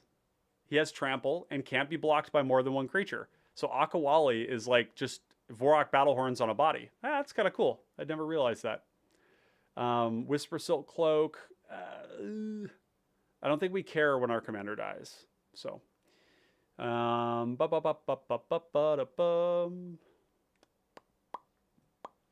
man, I've got some amazing drum and bass going in my ears right now. So if y'all are letting to enjoy this with me here. I'd love to get a little thing on the stream, by the way, that said what I'm listening to right now. That'd be kind of fun. So you all could listen to me. I choose not to put music in my streams anymore, because I think people like to have the choice of what they want to listen to while they do this. And many of you are probably listening to music anyways. Yeah, that's what I'm listening to right now. You can listen along if you want. We're on the Boots and Cats right now. Haunted Cloak is traditionally very good. The haste and the vigilance are sweet. We have a lot of blockers though, so vigilance isn't super important, and the trample is something we already get. So maybe something like Fleet Feather if we wanted to lean into that. But I just don't think any of these equipment here are like super premium except for Bone Splitter. Just because it's so cheap to equip. Yeah, I think that's probably fine. Okay, cool. Let's see. Oh, look at that. I had a whole bunch of people. If you just joined the stream, thank you so much for joining. Appreciate you being here, and I hope you're enjoying the content. If you've just joined and you're wondering what we're up to right now, we're on Akawalli, the Seething Tower, which is a commander that grows when we add stuff to our graveyard, and it gets very Giga Chad when we have 8 cards in our graveyard. So we're building a Golgari good stuff kind of graveyard shenanigans deck that also has a big threat in play. So yeah. Okay, so we got 21 cards to cut, which is actually quite a bit. It might be that Predatory Impetus doesn't make the cut. Predatory Impetus does turn our commander into an absolute beast, but it kind of incentive, like these Impetus cards are best put on our opponent's creatures, not on ours. So Predatory Impetus should never be read as put it on our commander, even though it does force the Abyss, right? It does force the Abyss, which is cool. It means that they have to block with one creature. They're not going to win combat. They can only block with one creature. And we've got a 10-10. 10-10's big. So maybe it is good enough. Okay, I think we can cut the Wayfarer's Bauble probably. Yeah, let's cut that one. Sakura Tribe Elder is...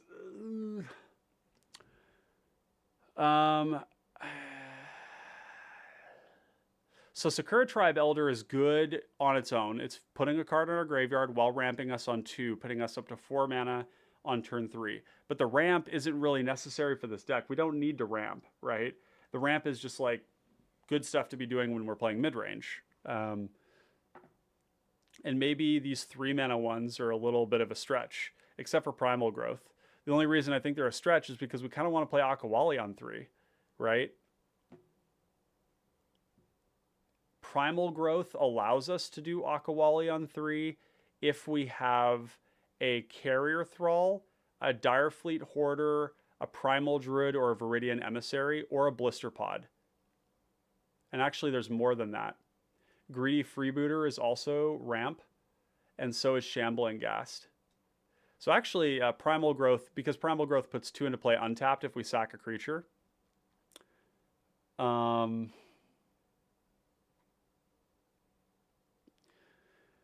Alex says, an ability that reads whenever a creature becomes blocked generally triggers only once each combat for that creature if it's blocked by multiple.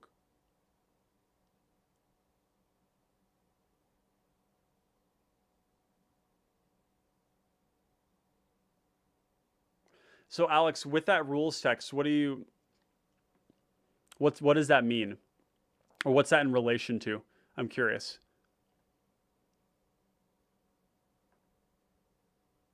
Whenever it becomes blocked. We are talking about a damage trigger, not a block trigger. Jared says, +1 Elder, -3 mana ramp spells. Yeah, so you like the Elder. I think the Far Wanderings is like, it is good, but it's also like, it's occupying that 3 mana slot, right? Like, I think we play Harrow and Springbloom Druid. Maybe not Harrow. Maybe Harrow isn't where we want to be.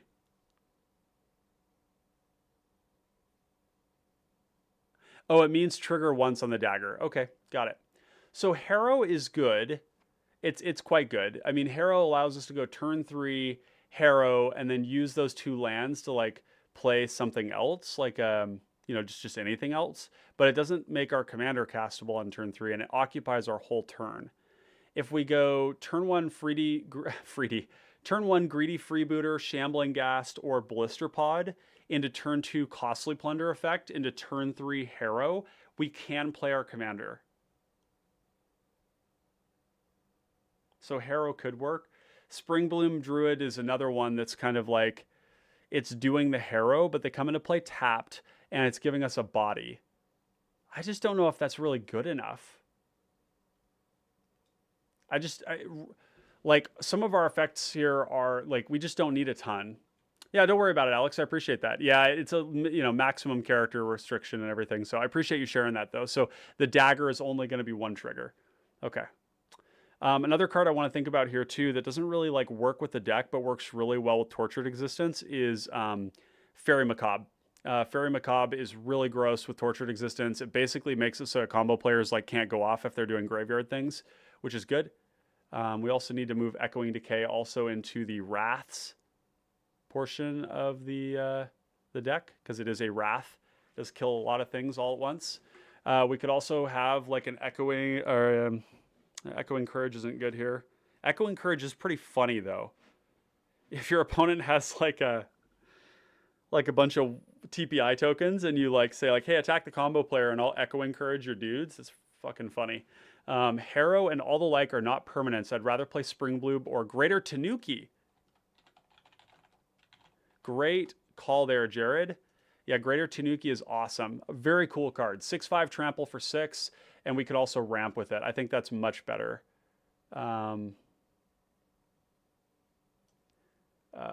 Creatures.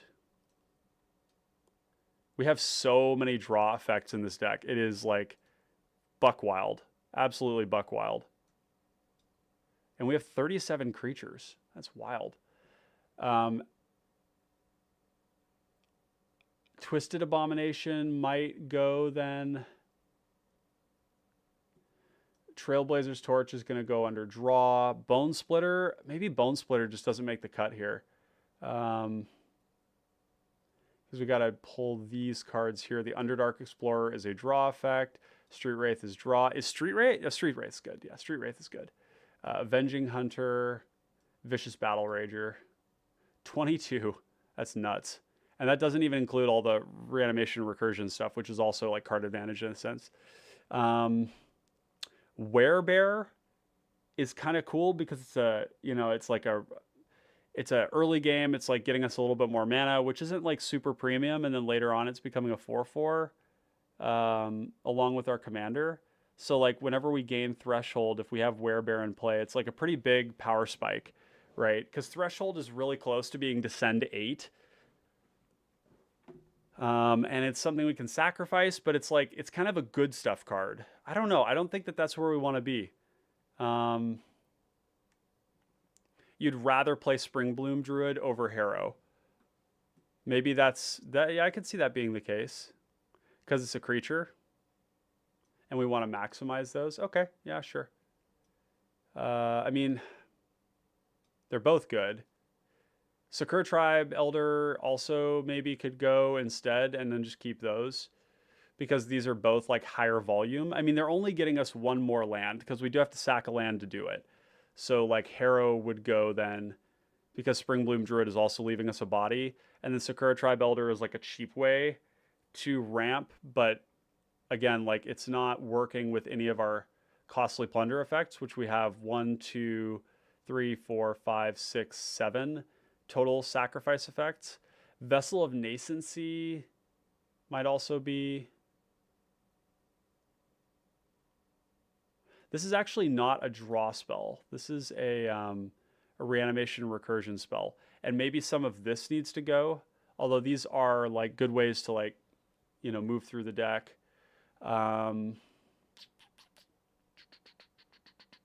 18 cards is a lot. Bone Splitter's probably got to go. Summon Undead. What do you guys think about this one? It's kind of expensive. It's like not really discounting the creature, whereas like Dread Return, if you bring back like a Nurturing Bristleback, is like cheating on mana, whereas like Summon Undead, it's kind of cheating on mana, but it's like not that much. It is milling. If somebody has Graveyard Hate, we will always be able to get a creature back if there's a card milled. But might be that Druidic Ritual. So another chance is basically Druidic Ritual. But Druidic Ritual gets a land back. Predatory Impetus probably doesn't make the cut. It's really cool, but yeah. As is often the case, it's very hard to find room for like a lot of cycling creatures, right?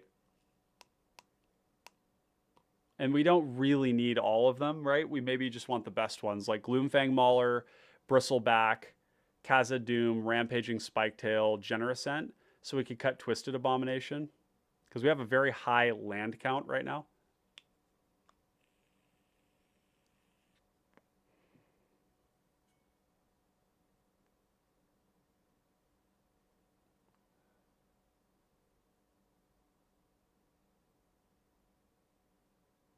Huh. Okay, so we are kind of getting down to the wire in terms of cuts, and I'm not seeing easy cuts, which is a good sign. Yeah, Impetus is really strong. It hurts to cut it. Fungal Fortitude. Fungal Fortitude is pretty good. I like Fungal Fortitude. You know, we do have like a lot of draw spells.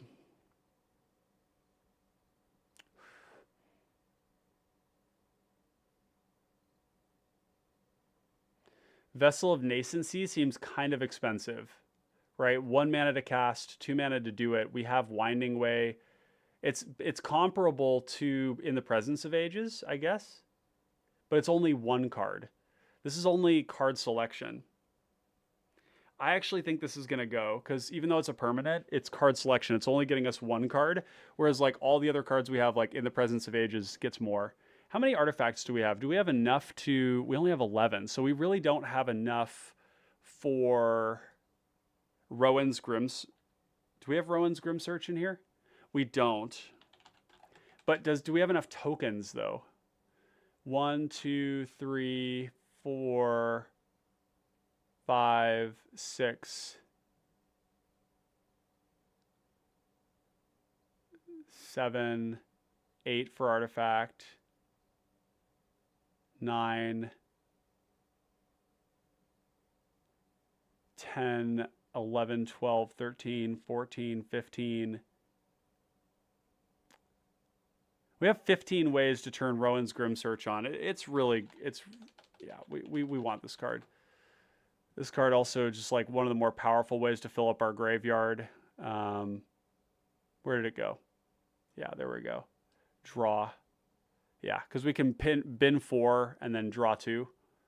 This is a lot. This is a lot of draw spells. And this is, yeah, including this here. So maybe we want to cut some of the like Druidic Ritual type card.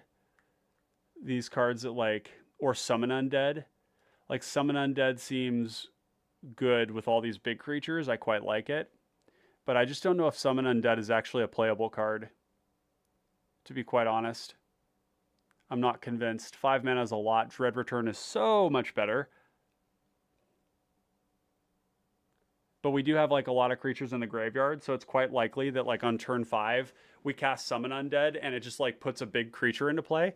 Like a Nurturing Bristleback is a massive amount of power to put into play. You know, it's 8 power. It might even like turn on Akawalli. It will turn Akawalli on, guaranteed. Like it will put it up to Descend 4. So it's quite good. Maybe Dig Up the Body. Dig Up the Body, mills 4, brings 2 things back and puts a creature into the graveyard. Revive the Shire could go as well. Revive the Shire is not very premium. Jared says, gotta go get Chipotle. Looking forward to seeing how the list turns out. Well, awesome. Enjoy your Chipotle. And yeah, we'll look forward to seeing you in the next stream, Jared. Thank you for all your great recommendations. I appreciate you.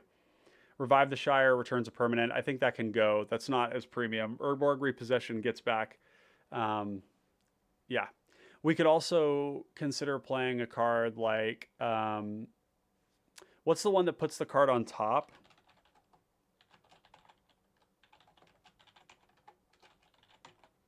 Usually you see it in combo decks. Reclaim. Target card. That's pretty good. Summon Undead brings it into play. Most Recursion goes into hand. Yeah. It's just that Summon Undead's 5 mana, you know. It's a lot of mana. There's also like black stuff that puts cards into graveyard as well, like the Dark Bargain. There's a couple of these that do that. And they draw cards, but they also lose life and they're 4 mana. So, you know.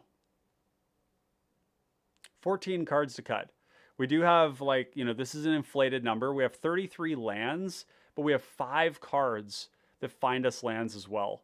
So we kind of have like 48 cards dedicated to lands in the deck, which is quite a lot. Might be a little excessive, although I like all these cards. They're all good. Generoscent is like simultaneously the best and the worst of them. Generoscent is free though, whereas the other ones, we can cut a basic actually. What's our count right now? Oh, we're mostly black. Okay, that's good. That's an exciting revelation. So 33 lands, we can cut one more. Because what we have is Generoscent and Troll of Khazad-dûm plus 32 actual lands. So that's 34, and 34 is what I shoot for in any mid-range deck.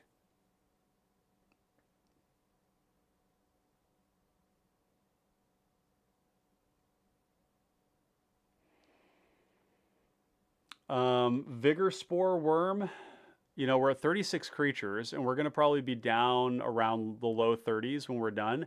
Vigor Spore Worm it's going to often like make our commander an absolute monster, while also being big and can't be blocked by more than one creature. So it's quite a big threat.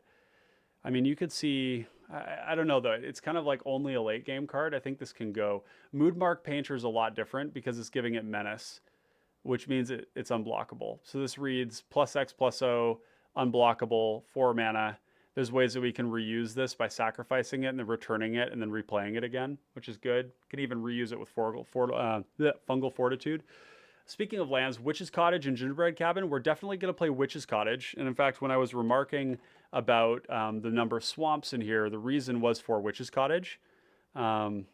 Because having a lot of swamps makes the Witch's Cottage very reliable. So yeah, thanks for the reminder there. I don't even think we need Ash Barrens, to be quite honest. I think we can cut that. It does put a card into our graveyard, but like we have so many ways to fill our graveyard. I think what we're going to find is that we don't need to build graveyard shenanigans into everything we do, because even just this right here is like a lot of cards that we're milling over. And we have sacrificing. Stinkweed Imp could be good. Stinkweed Imp could be good. I'm leery of cards that put things into our graveyard randomly in general, because we're going to end up putting cards like, you know, Snuff Out and Ghastly Demise and Victim of Night and Pestilence into our graveyard, which is going to feel really shitty. Sorry, I'm just cracking open a little orange here. Gotta get a little food in me. Hungry.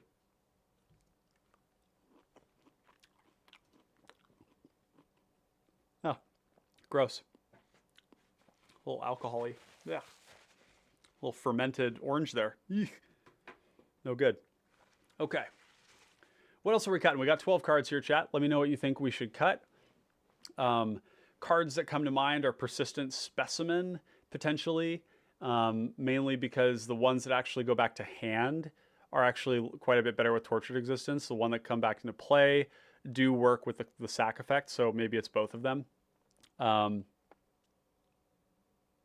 Druidic Ritual could be one of them. It's getting back a land and a creature. That's actually kind of nice.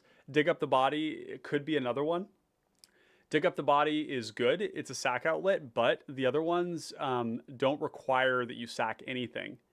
And neither does this one. You can always just cast it, mill 2, and get a card back, but we really want to get 2 creatures back, and that's where Another Chance, Unseal the Necropolis do both of that without sacking something. So let's... although you could totally see a turn where you go like turn 2 Viridian Emissary, Primal Druid, or one of the ramp creatures, and you go Dig Up the Body, mill 4, put a creature into the graveyard, and then get 2 of them back.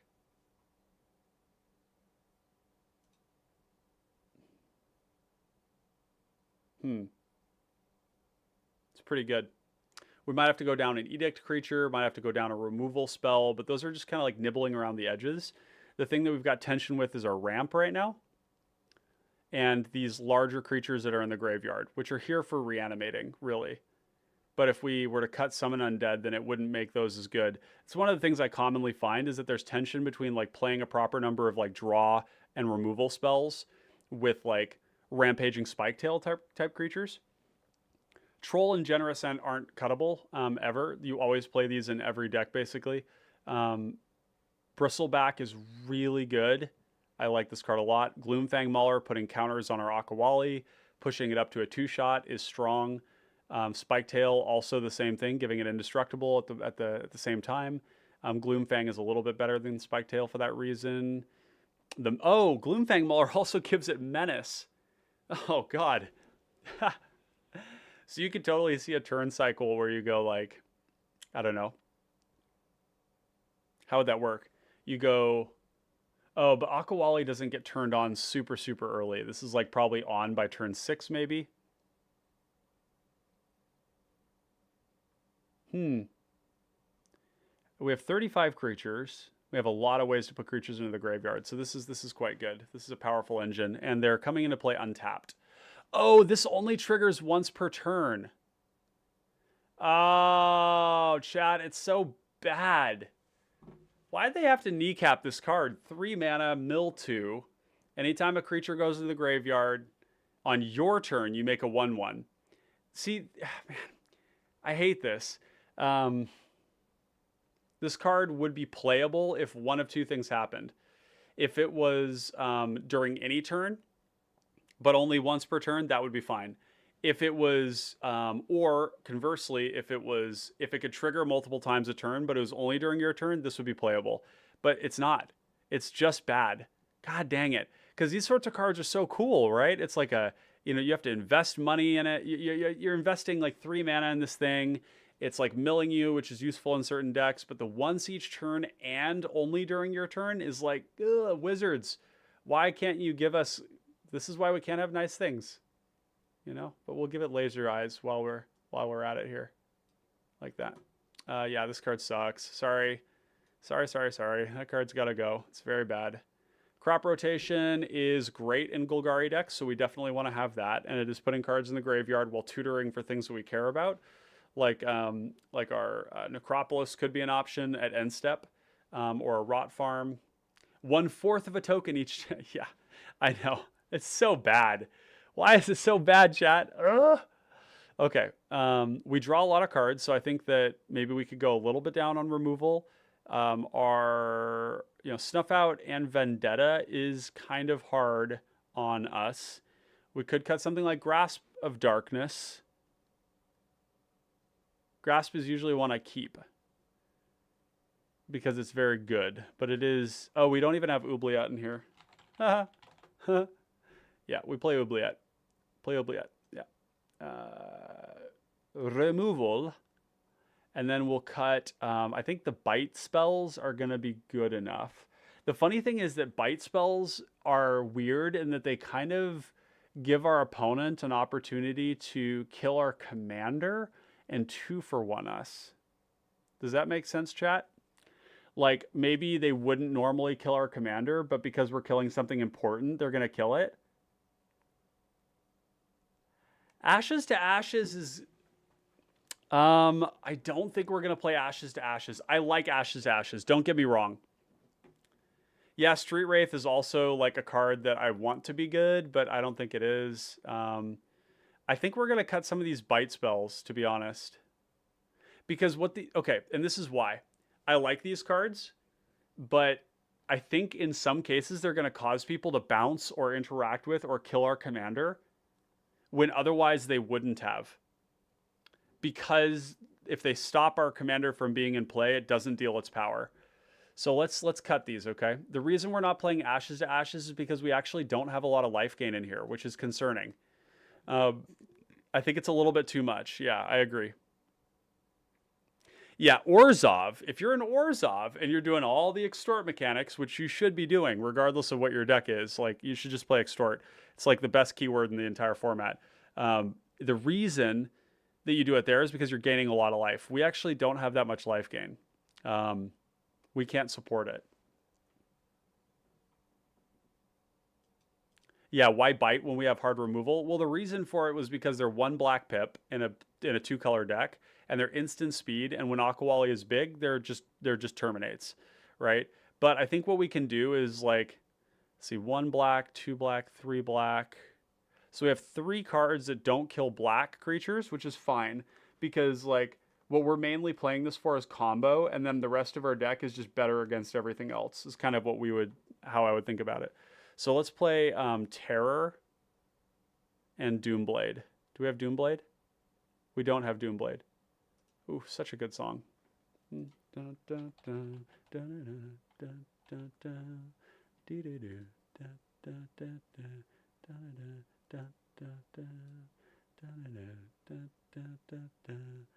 $14 kill spells, 4 edicts, 2 sweepers is 20 pieces of interaction. I think that that's good. I think that that's really good. Yeah, Tragic Slip I think is great here. I think this is like a really reasonable place to be, right? Parasitic Impetus. We've got all the bangers, right? The Faceless Butcher, the Impetus, the Oubliette, the 2-mana stuff. We actually have more 1-mana stuff in this deck because we fill our graveyard and because we sacrifice things, which tend to go together. And you should pay attention to this, chat, because as black starts to as black decks start to shift more towards this style of building, with like the full suite of not only like the black draw spells that sack things, but also the things to be sacked, which includes all these things that are like fodder, then like Vendetta, then basically like Tragic Slip and Ghastly Demise both get better at the same time because one requires things in the graveyard and the other one just requires something to die. And they're really efficient 1-mana kill spells. Like this is 1, 2, 3, 4, 5 like near free pieces of interaction for combo. Trailblazer's Torch always looks like a card I can cut, and I just don't think I'm supposed to. I think that this card is just way better than people have been giving it credit for. However, it is not a creature. It is not a creature. I think we do like Mephitic Draught. I don't know. So Mephitic Draught might be kind of... So Mephitic Draught is is Night's Whisper that gives you a permanent. So it is better, right? It is better than those ones, right? Yeah. Trailblazer's Torch is also something we can sacrifice. I think this is good with Akawalli and its initiative. I just don't think we're supposed to cut this. I think Sakura Tribe Scout or Sakura Tribe Elder is going to go. I think that this like little, this little ball, like filling the graveyard with little things here and there is nowhere near as powerful as like, Rowan's Grim Search, pitch 4 things into the graveyard. Yeah, I like Mephitic Draught too. Yeah, it's good. And we have 3 life gain effects. Gary, we have Basilicus Creature, and we have... It's not as much as I like to play. And we also have the Hidden Net, the Generous Ent for a food token. Do you want it over Ichor? No, I think we want both. They aren't creatures, but they're permanents. Permanents are good in this deck. We have 8 cards to cut. And you can see why some of these land cyclers don't make the cut sometimes, right? Because, like, where do we make the cut, right? The stuff that fills the graveyard while, like, it's like card advantage spells, really? And maybe that's where it's kind of insane, because it's like we have, like, Blood Fountain, we have Urborg Repossession, Another Chance, Dig Up the Body, Druidic Ritual, Unseal the Necropolis are also draw spells, and that's 5 of them. Yeah, it's 5. So we have 25 draw spells, really. It's a shitload, right? It's very grindy, very grindy. I think Summon Undead is just going to be so strong. Like turning on our commander and bringing a creature into play could just be like a lot of power and toughness for one card. Greater Tanuki isn't placed under ramp, but it should be. Krosan Tusker. Krosan Tusker seems great. It's very synergistic, but it is 3. It's draw a card, get a land, put a card in the graveyard. So it's kind of similar to a Spring Bloom Druid, right? It's not ramping. But that's kind of getting a land, 8 cards. It's really tough. Feels like it has to come out of here. Maybe, like, I don't really want to cut a lot of removal, but we have a lot of draw. Maybe it's like in the presence of ages. This one is, in some ways, getting a creature and a land back could be better. Yeah, Captain, let's do it. Let's look at the curve. So our curve is a nice ski slope with a little place for the, when you come over the hill at the ski slope and then you land on that little, that little flat spot where they've got the ski lift. That's what we're looking at here. So our curve is pretty reasonable. We have, and really like these 6, 7, and 5, most of these 6 and 7s are actually cycling creatures. So they're lands first and foremost. Carrier Thrall. And we're mostly black, but we need more black mana.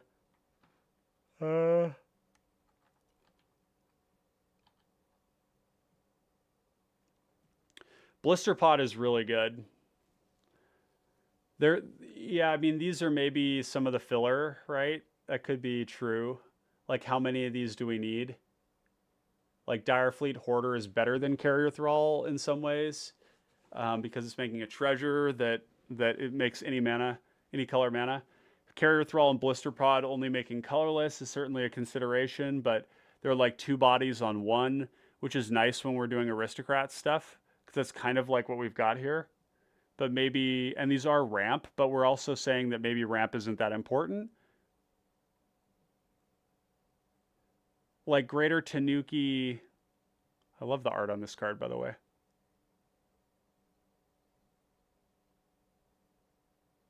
Huh, it's a big ass raccoon. They are welcomed as friends and guardians. That's what the Tanuki are. I like 14 because 14 with these edicts and the sweepers is a total of 20. That's a 1/5 of our deck. It's good. Again, ramp is like not super important to what we're doing. We also have Mycosynth Wellspring is technically a land because I'll never keep a hand that has less than 2 lands. So that's like the way I look at that.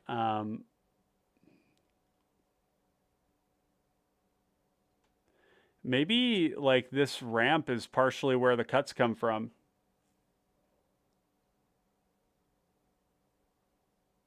I think the 1 mana ones are some of the best, but even 2 mana is fine because it's coming down before our commander does. We don't have a built-in way to sacrifice things with our commander. So like the Viridian Emissary and the Primal Druid could be like really bad if we don't have that. But we have, and we only have a certain number of ways to do it.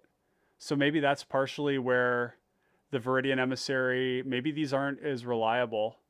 They're pretty explosive. But like, what if this deck didn't play ramp? What do you think about that, chat?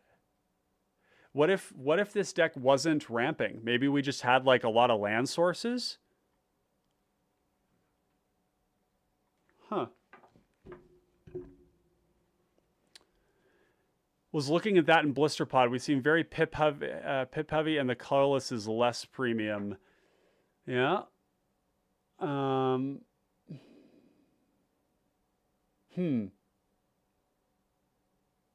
this has actually gotten a lot harder as we've gone deeper.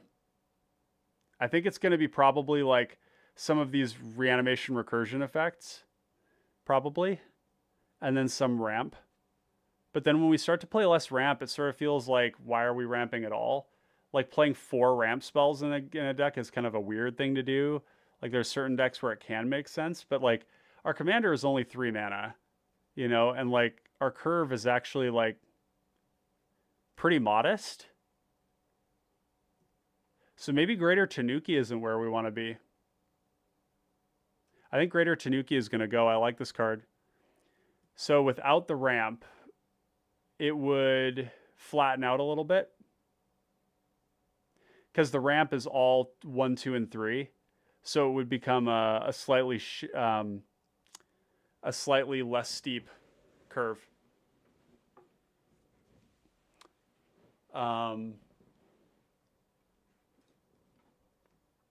7 more cards. We have 9 ramp.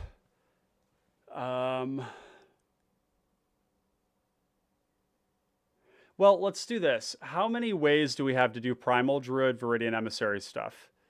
Because if it's not enough, then we need to cut it, right?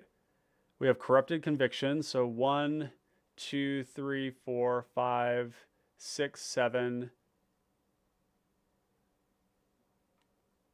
Is it really just that? 8 with Dimir Houseguard, but we're usually transmuting that. 9 with Primal Growth. That's actually not a lot. Yeah. Yeah, I think you're right, Lloyd. I mean, when we first started doing this, I remember saying something along the lines of like, we don't need a lot of ramp because like, I don't imagine a world where we're priced out of Akawalli. Like Akawalli like doesn't die early on to targeted removal really because it's not the biggest problem, right? If it gets to be a 5/5 even, that's still like there's bigger problems in play than a 5/5 trample. So it might die like twice in a game, right? And if it dies twice, then it's 7 mana. And if it's died twice and it's 7 mana, then it's late in the game, right? And we don't care. Yeah, like we don't have enough way to turn these effects on. So if we cut all of these, we would actually have slots to do other things in. All right, chat, we're going to do the brave thing. We're going to do the brave thing here. You know, the only problem is that this does erode our tortured existence. Like I was saying before, having these like creatures that... Okay, that opens 2 slots up. Maybe we play more lands to just fill up those last 2 slots. I could be sold on that. Let's do that. Let's add 1 more swamp and 1 more forest. Bring us up to 34 lands and 36 with the troll and the ent. Yeah, let's try it. Let's try it. All right, let's play test this thing and see how it goes. Okay, got 2 green lands, which is a bit unfortunate, but we do have troll and we do have tortured existence as well as 2 ways to fill the yard and a turn 2 play. I kind of like this. It's a little awkward. We are seeing the painful, 3 tap land kind of thing here going on, but I think that's fine. So let's give it a shot. I think the first one we're going to play is the Hidden Nursery because we're maybe more likely to cycle this, and we just want to get that out early. Let's go cycle Troll to get our swamp, and we're going to be fine on green mana, so we're just going to get a basic swamp. And let's go 1 mana Haunt of the Dead Marshes because we want to scry to get more lands. I think that we are happy bottoming this. And then we'll draw next turn. Opal Palace is good enough that we might actually cast Akawalli on 4 instead. So why don't we just go 1... Let's go...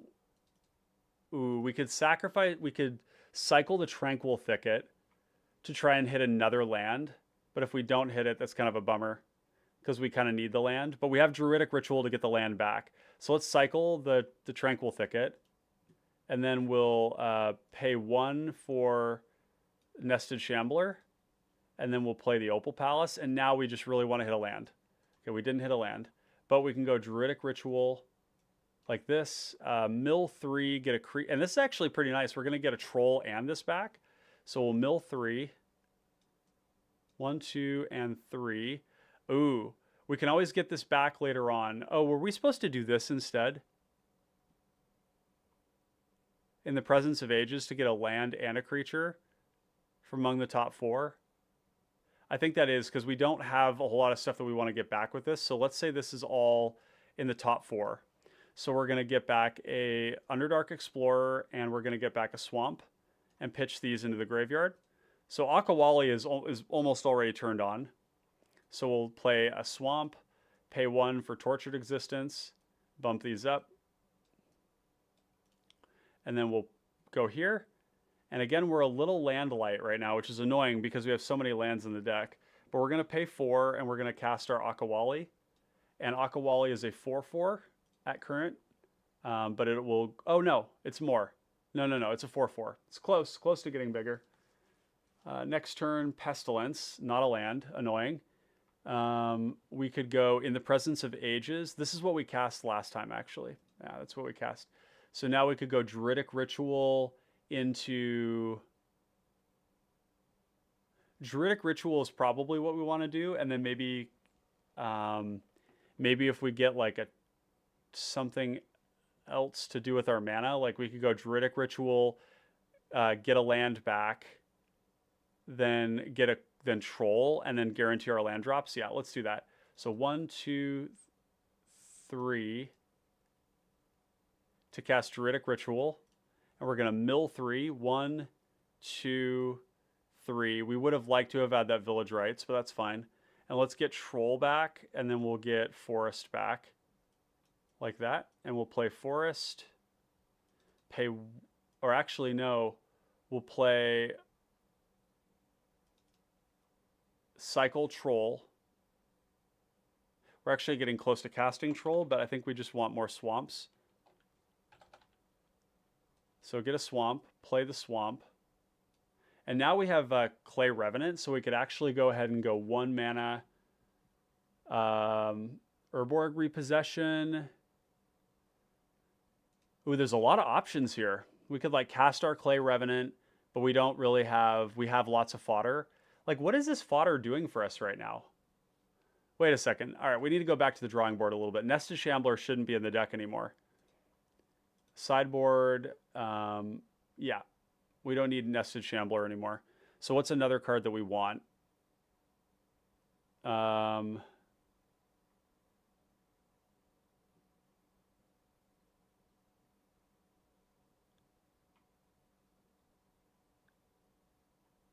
What is another card that we want? Should we just put the Stinky? Let's do Stinky. Let's just do it. We got 1 slot. Fuck it. Fuck it. All right. We're down to 24 creatures, though, chat. This is weird. I don't think that's good for us. Maybe it's fine because we have a lot of permanents, right? We have a lot of lands. We have 11 artifacts. So we have 35. 35 plus 5 enchantments is 40, is 74 permanents. That's actually most of them. Reclaim would be really good. Yeah, Reclaim would be good. Reclaim is kind of like our catch-all to get anything. And the nice thing about Reclaim is that we have all these draw spells where we can like put it on top and just draw the damn thing, or we do it at end step. I think that's better than Stinkweed Imp probably. I'm Stinky. Oh man, I just don't know. Stinky is just kind of stinky. Kind of stinky. Reclaim. Main deck. Yeah. I don't know what category it goes in, but let's play test again. That one was a little awkward. We got kind of stiffed. Again, with the 1 land in a deck that has like 40 mana sources is really dumb. So let's not, okay. Be careful what you wish for, chat. God, like, okay, so if we brick on lands, we're like really decked, aren't we? But this is kind of another card. It does go into the graveyard. We can look at another card with Haunt. Is this good enough? Fuck it, let's test the boundaries. Okay, Defile is going to be good here. We're going to go 1 mana Haunt. As you can see, Haunt is a very good card. Persistent Specimen is not what we want. It's not the kind of action we want. That's terrible. That is absolutely terrible. We don't want to draw lands. Okay, yeah, this is like... Chat, what is going on here? This is terrible. This is like the worst possible thing. Okay, all right, so we lose this game. All right, let's just choose a better hand. These hands have been dog shit. Okay, this right here is awkward again. Yeah, very awkward. Okay, this is good. This is good. So let's just keep this one. We're going to have In the Presence of Ages, which will get us some action, fill our graveyard. We'll be able to reclaim anything we don't want in there. If we get any creatures in the graveyard that can come back, we can sack them to the Reckoner's Bargain. So let's play our Swamp out. Well, let's draw a card. Swamp. Okay. Draw. Yep, Swamp. Draw. Or go. Costly Plunder. See, now we're seeing like that these cards here, they don't have like a lot of things to eat, which feels weird, right? Maybe this is a fluke, but we'll see. In the Presence of Ages, we're going to look at the top 4, and we're going to take a land and or a creature. And we whiffed on lands. God, chat, what is going on? I mean, the cool thing is that both of these being in the graveyard is card advantage, and we're ditching these two.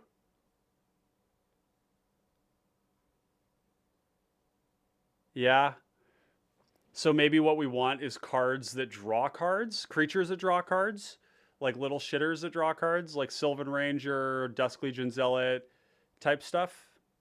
I think that's totally reasonable. I mean, we're playing like Ichor Wellspring and, Mycosynth Wellspring and Mephitic Draught and all that stuff. Those are basically that. But let's just pitch these here. And I think we actually, we want to bring one of these into our hand. Okay, like that.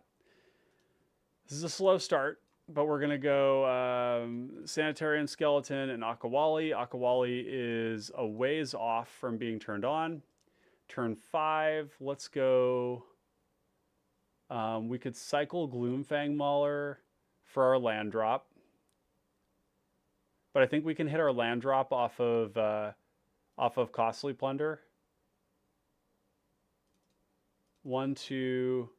We have a lot of cards in hand too. It's kind of crazy. Maybe we should have left this, played this, sacked it to the Costly Plunder. But we didn't know that we had this in hand. So let's Costly Plunder this, draw land.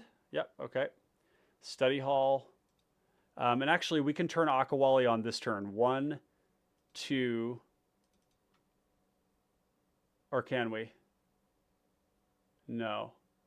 So we'll cycle Troll, get a Swamp. Or actually, you know what we do is we don't cycle Troll. Yeah, no, we do cycle Troll. No, we don't. 1, 2, cycle Gloomfang Mauler, get a Swamp, right? And then we go 1 mana Swamp for Blood Fountain. Like that. 1, 2, 3 in the graveyard. So turn 6, having him turned on, I would like this to be earlier, but I think, that's fine. We can just cast a Troll of Khazad-dûm.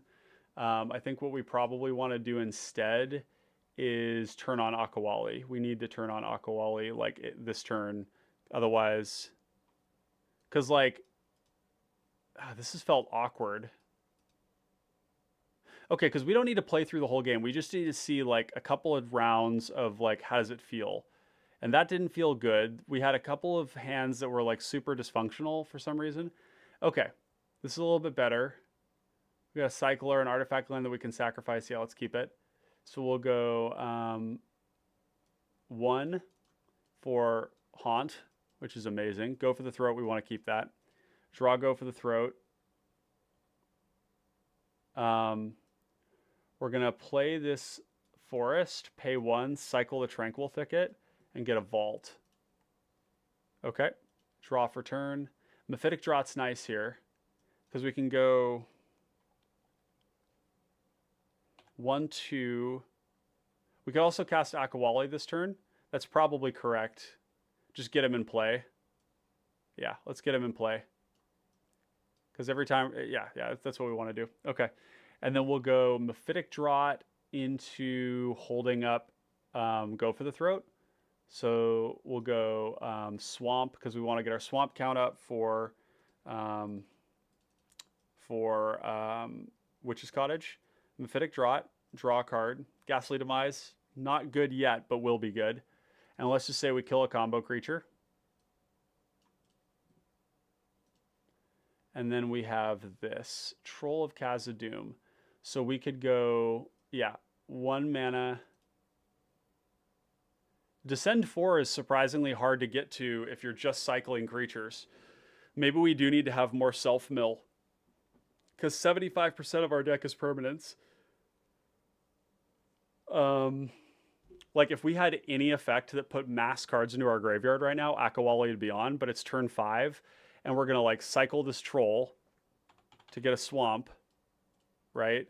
And then play the Swamp. And then we can go 1, 2, 3, 4 for Chain Devil and sacrifice the Haunt. And we're still not turned on, right? Although we do get to Ghastly Demise something, which is cool. So that's not terrible. And then Demon's Disciple would turn it on. So let's go 1, 2, 3, 4. Play Demon's Disciple, sack it. Now it goes up to a 5/5. And we have 3 mana up, which isn't enough to cast this. But it is enough to return Haunt of the Dead Marshes after combat. So maybe what we do here is we go attack and all this stuff, and then during our opponent's turn, we go haunt into play at instant speed. And because we have a legend, we can scry. Don't think we kind of want that, but we kind of want to fill our graveyard. Yeah, okay, let's go back to the drawing board, chat. We need to have, now that we don't have as many creatures, we need to have more stuff that just goes into the graveyard. Like even the Wellspring and the Draught and the, like, we need more self-mill. More self-mill. So let's cut this one because it's not going to make the cut. Fungal Fortitude isn't necessary. We could cut that for another thing. Maybe this is where Stinkweed Imp comes in. I don't like the Stinkweed Imp denies us a draw, though. That feels weird. What about MV equals 2O draw? So just like Elvish, this thing and this thing.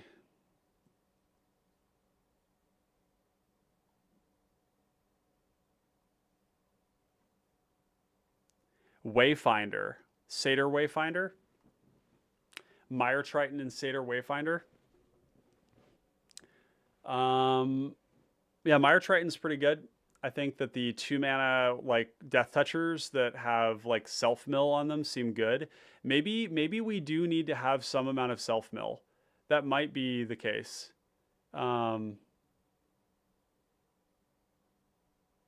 Scion of Halaster is interesting. But it's like one card. I don't know. What do you guys think of Scion of Halaster? It could be good. Like we usually have our commander in play, probably. We could play more ways to sacrifice little creatures, but if we don't have little creatures or little things, then that could be weird because we have a mix now. There's like Novice Occultist, which is basically the same thing. There's also Guildsworn Prowler, which both like draw a card when they die. But we don't have a lot of ways to like, we do have a fair number of ways to make things die, but it's not like a huge amount. Do we still have, we have Dig Up the Body. What about Casualty? Oh, this is turning out to be a lot harder than I thought. Casualty, but it's like not putting things into our graveyard except for the sack. So what we're kind of looking at is needing to go back towards like Deathcap Marionette. We could just go Satyr Wayfinder, right? Satyr Wayfinder and Circle of the Land Druid are good, although Circle of the Land Druid doesn't get it until you die, until it dies.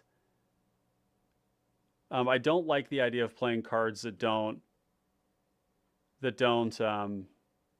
give us a card back, right? Like these ones give us a card back, which is nice. One thing we are noticing is that we're pretty flush on cards, right? Like all those things we just went through there, we were pretty flush.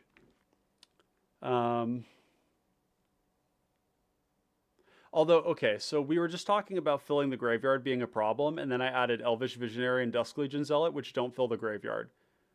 Is my brain rotted? Because that's where, like, the Satyr...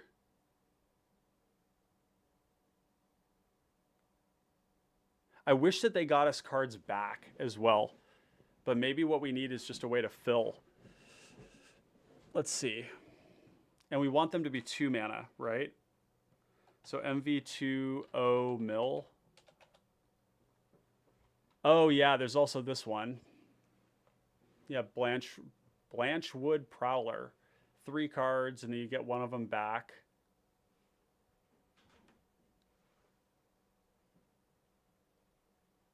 Turning on the commander is the main idea of the deck, but what else are we doing? I'm cutting the ramp, but it seems like we need to find a strategy that meshes with the fill the yard. Yeah, so what we're finding here, Jared, and maybe this is just like a recency bias of like, we've only done it so many times, and it's like, maybe we shouldn't be drawing conclusions from it. That could be the problem. But we need to keep in mind that like the purpose of the deck was to not be focused around Akawalli. It was to be a Golgari good stuff deck where Akawalli passively becomes big, right? And what we're finding is that Descend is harder to turn on, even at the first stage, than what we initially imagined with the current build of the deck. and that having cards like Mire Triton, Deathcap Marionette might just be really important. And now the nice thing about Mire Triton and Deathcap is that these are like kill spells, right? These are also just good cards, like especially Mire Triton. Mire Triton's, you know, downshifted uncommon. So there's that.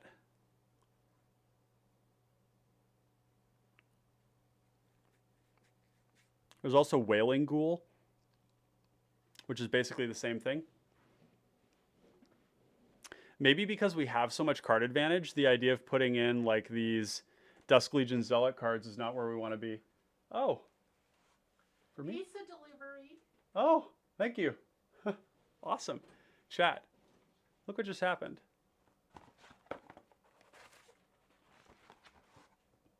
Who ordered this? I have a secret admirer ordering me pizza for a hungry boy. Wonderful. Well, you know what that means, chat. We got to finish this up quick because I'm hungry. So, all right, let's sideboard the Elvish, these cards. And let's get the mill cards in there. What are we cutting? And how many cards do we have that mill? Do we need, let's do the Deathcap Marionette. I think that's good. Maybe what we're learning here is that we do need a little bit of, not a lot, but we need some amount of commander centricity, if that's a word that we're going to use. Let's do the Fungal Fortitude out. Vines of Vastwood is not premium even. We don't need this card. Like, our commander dying is not likely, right? It's just going to sit there and be dead in our hand. Let's do Stinkweed Imp.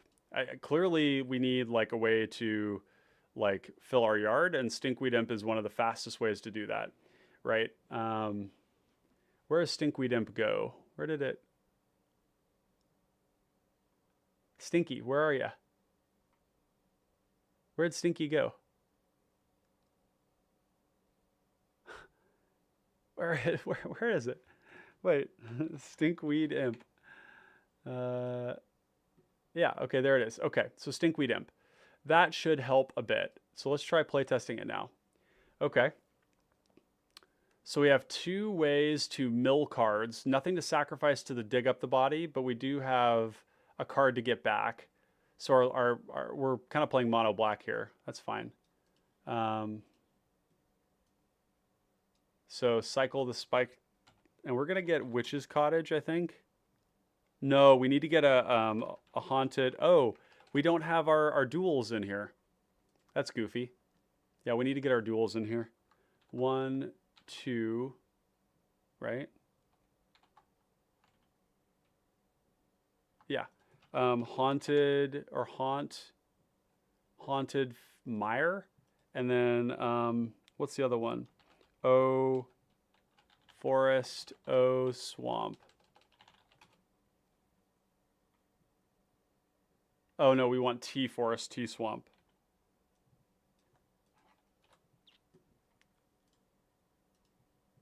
Yeah. Okay, we want both of those because that's how we fix our mana with the cyclers. 40 land mana sources, pretty good. Brown scale for the incidental life gain. Can't see where you're adding at the moment. Oh, chat. Thank you, Captain Orion. You can see the brain is smooth brain. No wrinkles or lumps, no valleys or bumps. All the thoughts slide right off like a water slide. Yeah, maybe we do want Dredge. Yeah, I don't know. Maybe Dredge is... Yeah, I mean, the brown scale gaining us life multiple times is like, could be like really powerful. There's Moldervine Cloak, which could make our commander an absolute monster for Dredge 2.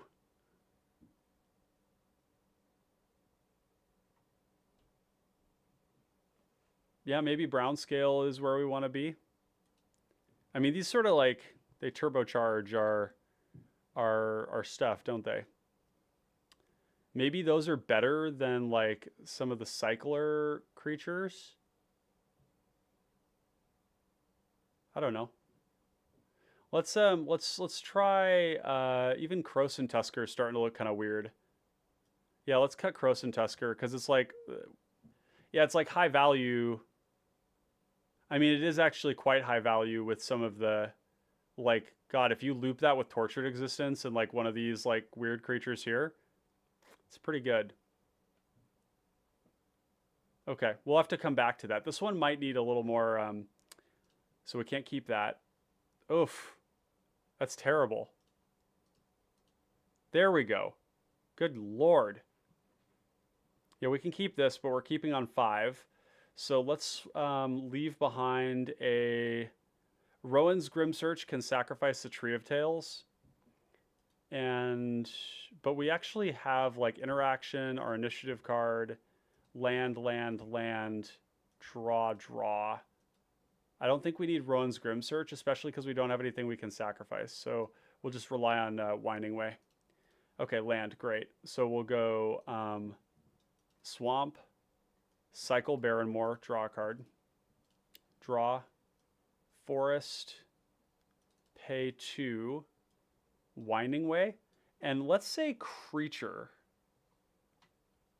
1, 2, 3, 4.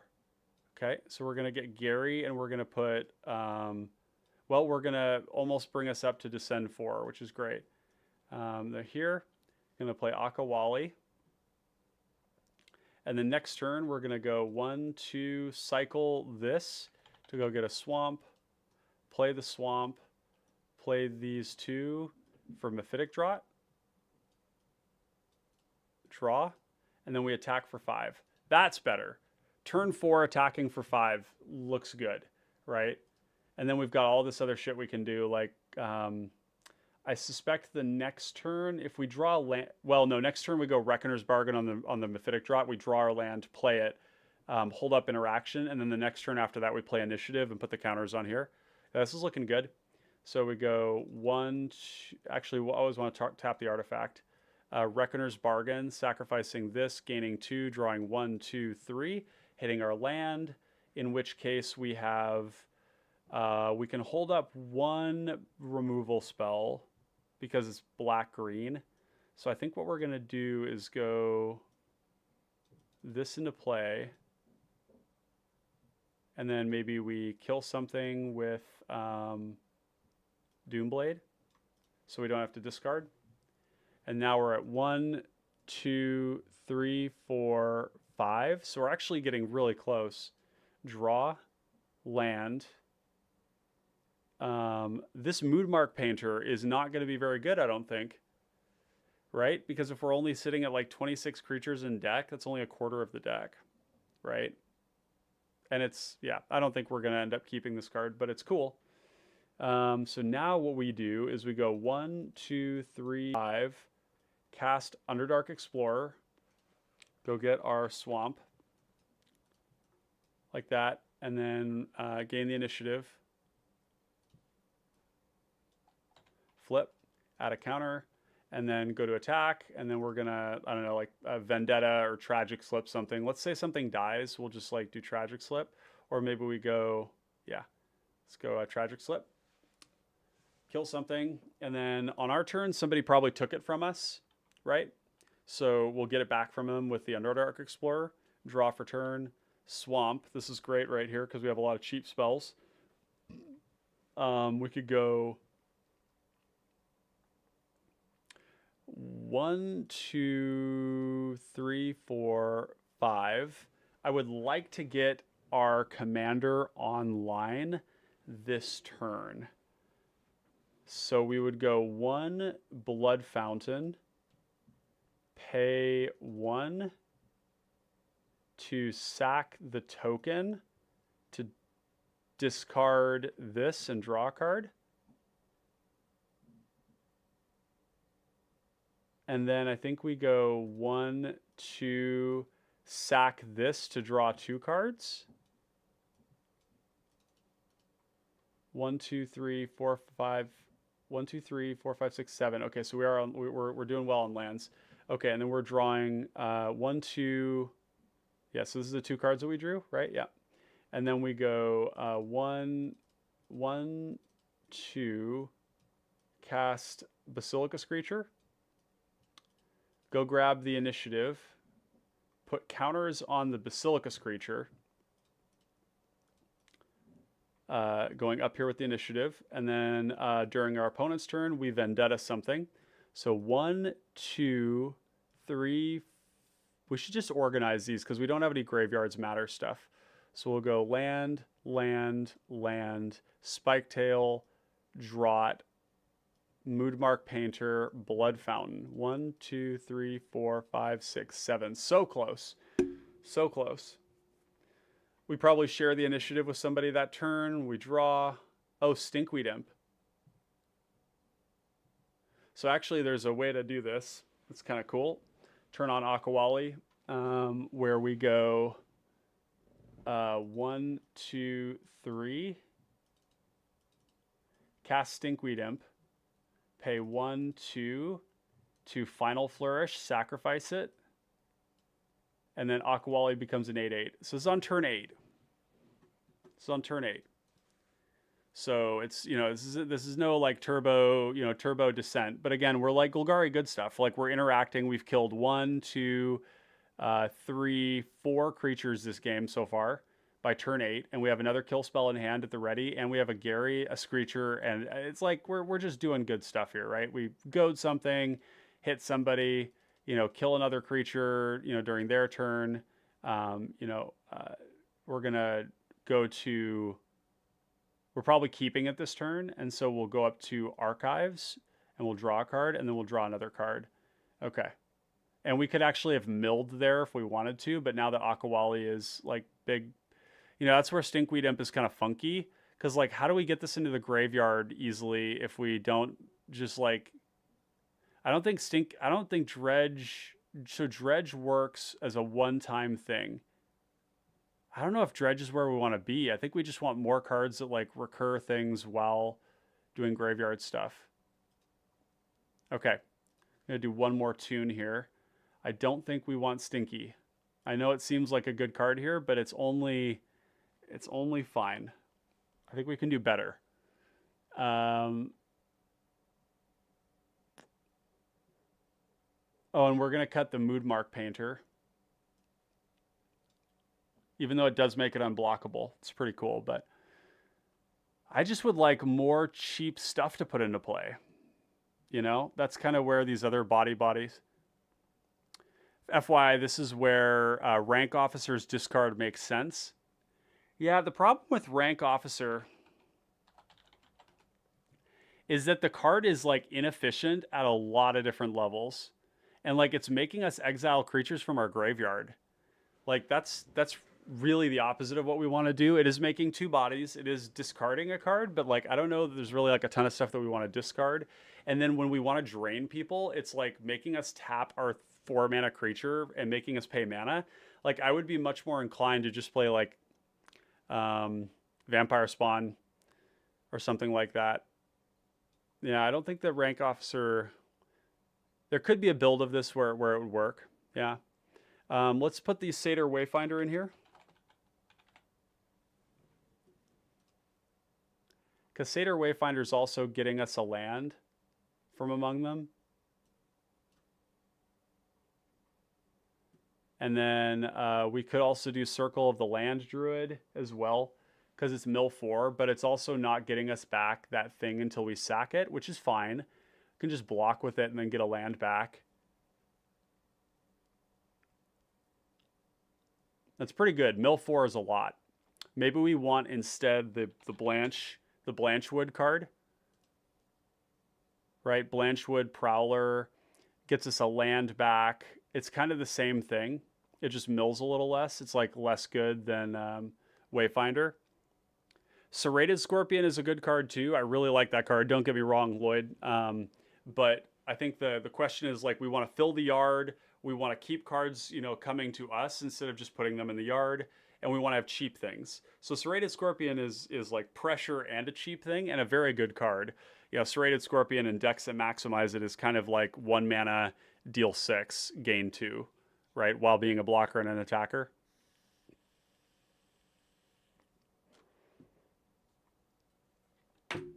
Okay, let's try this. This one's a bit more tenacious, folks. We gotta figure out the thing here. Okay, so this is kind of cool. Summon Undead is going to help fill our yard and put a creature into play, probably, with Akawalli. So I kind of like this. We have Dread Return in hand, which means anything we mill over, we can reanimate on turn 4. Well, no, because we really want to hit something we can that we can mill with. Okay, so we didn't get it, but God, there's a lot of lands, chat. A lot of lands. A lot of lands. Ugh, man, it's feeling awkward, huh? So like cast Akawalli and then like what? Huh. Maybe this hand just wasn't keepable because it didn't have any like enablers. Okay, this is better. Okay, this is looking better. This is more like the game plan. And we have to focus, like, you have to keep in mind variance is a thing, and what we're doing right now is going through this a number of times, and we've seen a lot of like dysfunctional hands. But this is more like what we want, right? So like land, cycle troll, go get a we're gonna get the Haunted Mire. Because we need to get our colors. Well, we could get our colors with this. Yeah, actually, let's leave this in the deck. Yeah, bottom of library, swamp, shuffle, like that. Okay, the reason for it is that we go swamp into this bristleback for a forest. Because we don't need a lot of these in the deck, right? And then turn here, we go here, because we can play Marionette after we get Akawalli to turn it on. So we get Akawalli out, which is great. And then next turn, we're going to go Swamp. And then what do we want to do? We could go Marionette. The most efficient thing would be to hold up Defile and cast one of these. But I kind of want to, it'd be in the presence of ages. So we'll go 1, 2, 3. And this should turn on our commander.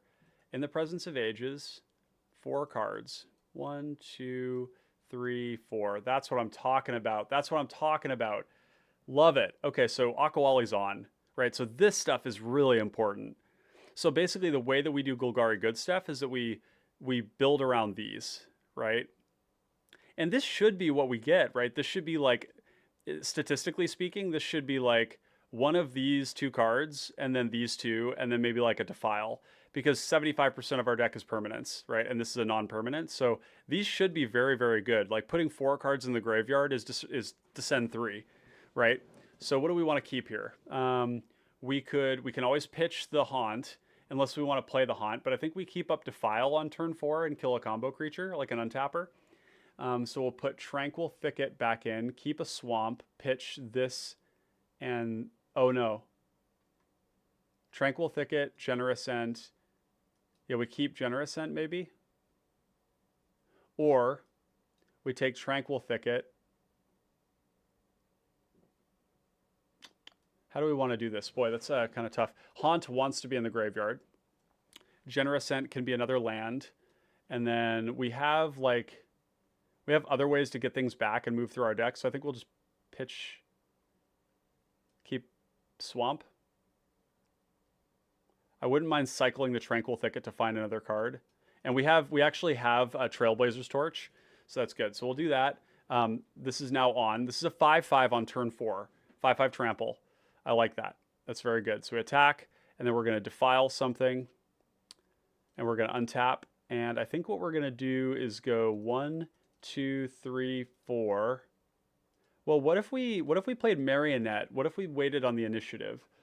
Right, so we go 1, 2, 1, 2, like that. Marionette, mill 2, which is insane.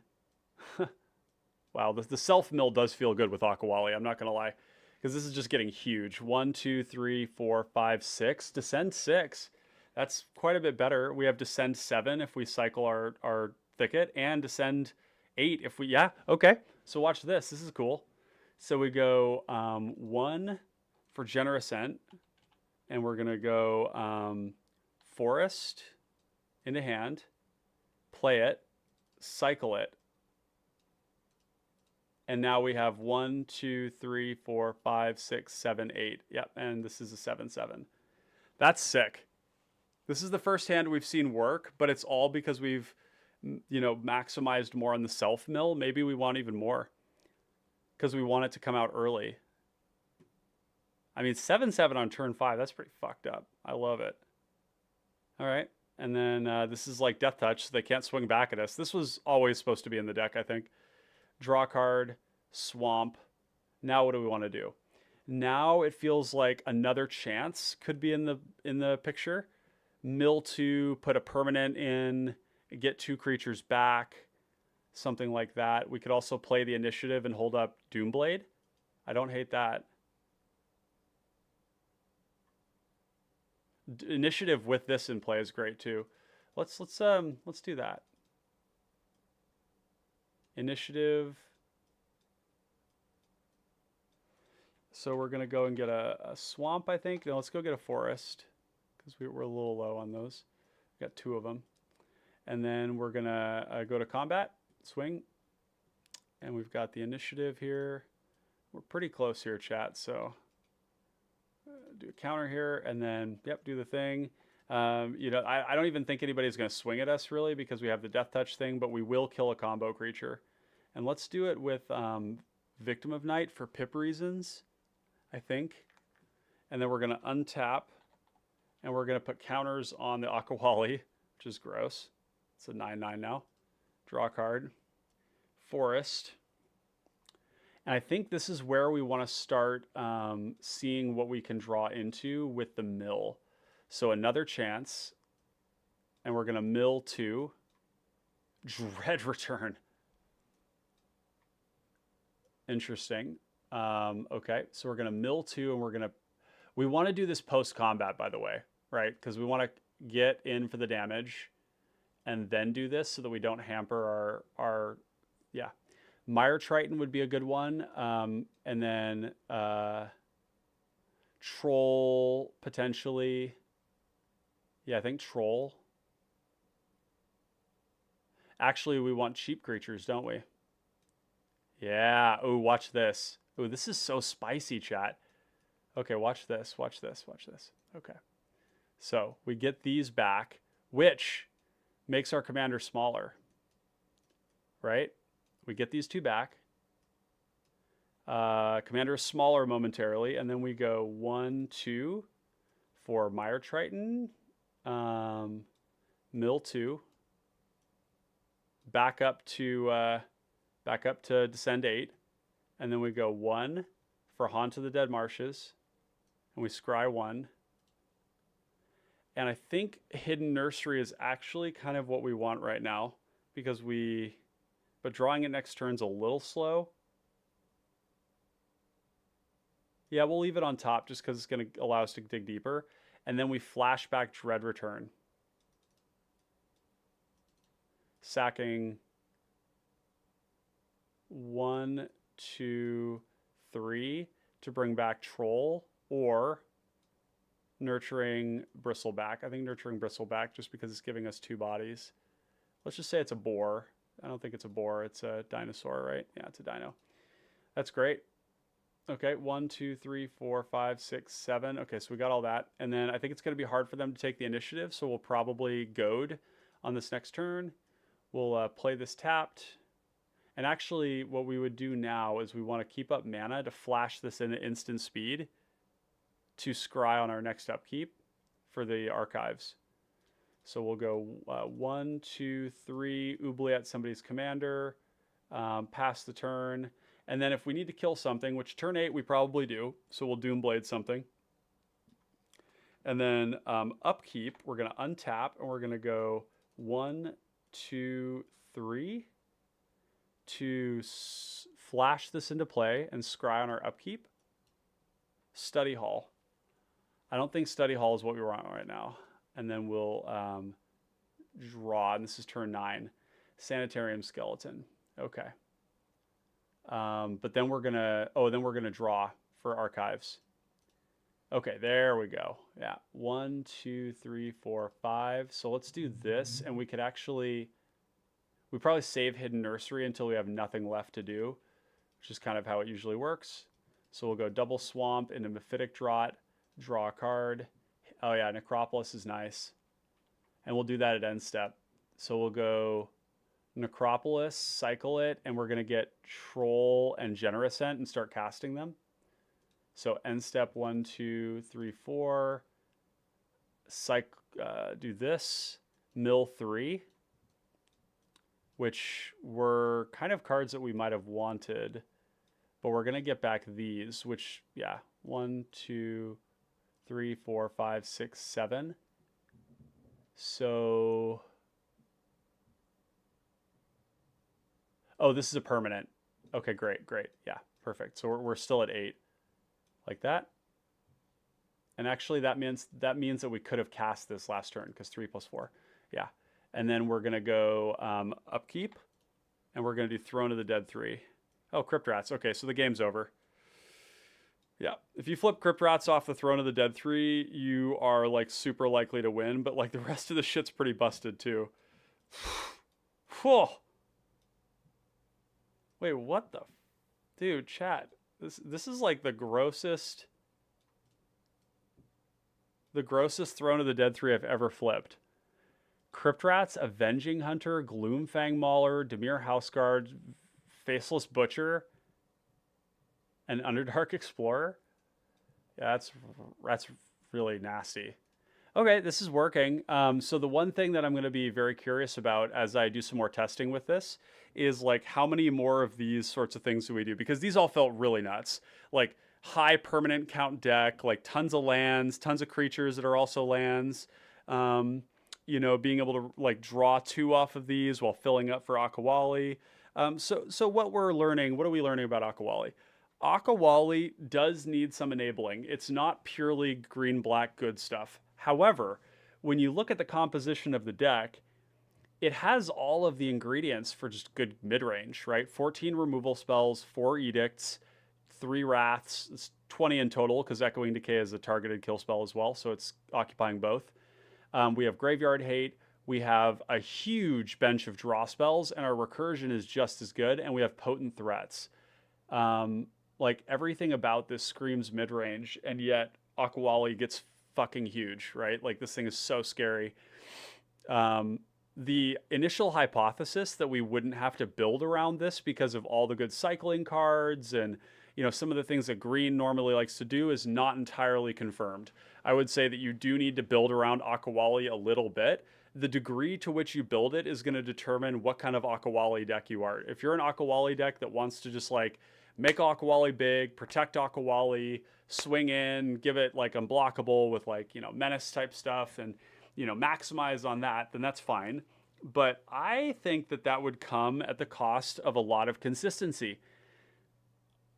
Like what do you cut to like make Akawalli into, or like to make this into an Akawalli centered deck, right? Maybe you cut Tortured Existence and some of these like, you know, creatures that come back over and over again. Maybe you play, you know, maybe you go into Dredge, but even Dredge is kind of weird because if you draw the Dredger, then the only way to get into the graveyard is to play it and sacrifice it. We don't have discard. So Dredge is awkward. Dredge is very awkward. You probably go into Bone Splitter. You probably go into Rancor, because Rancor actually does work with the other threats in our deck. The moment we added Mire Triton and Deathcap Marionette, the deck got a lot better. Let's do MV = 2 OTAG Mill and just see type creature, what kind of other stuff we might put in here if we wanted to, like Glowspore Shaman. But that puts it on top. That's like kind of doo-doo. But it is a 3/1, which is kind of like Death Touch. Explore. We have Circle of the Land Druid.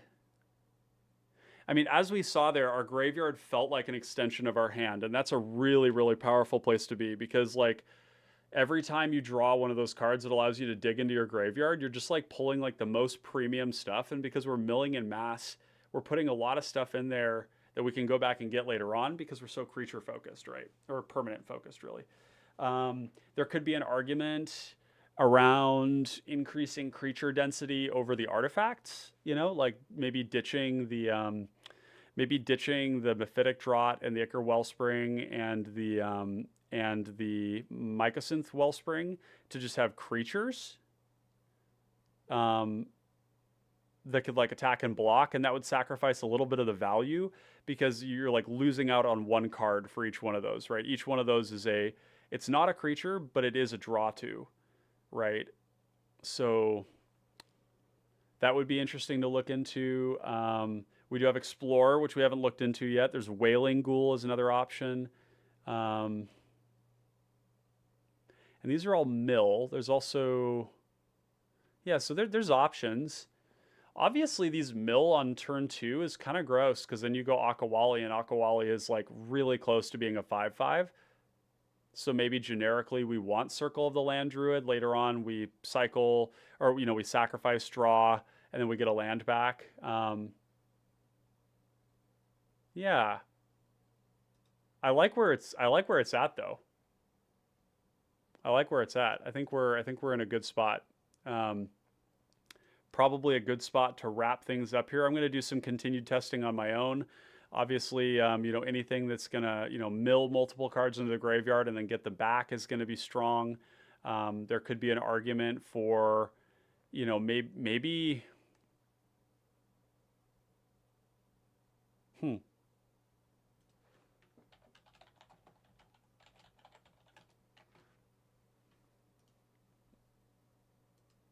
Let's do O-tag. So I want the word 2 because I want to get more than one thing back from the graveyard whenever we put things in the graveyard. We do have cards like Funeral Rites, milling and drawing at the same time. That's pretty cool, but it's 3 mana, so I don't think I like that very much. But we have Atrocious Experiment, and we have Funeral Rites, which both could do that. The life loss is a little, but this only mills opponents. Sign of Halaster could be good. I wish Seeds of Hope allowed us to get any permanent back, but it's only permanents that were milled. It's pretty bad.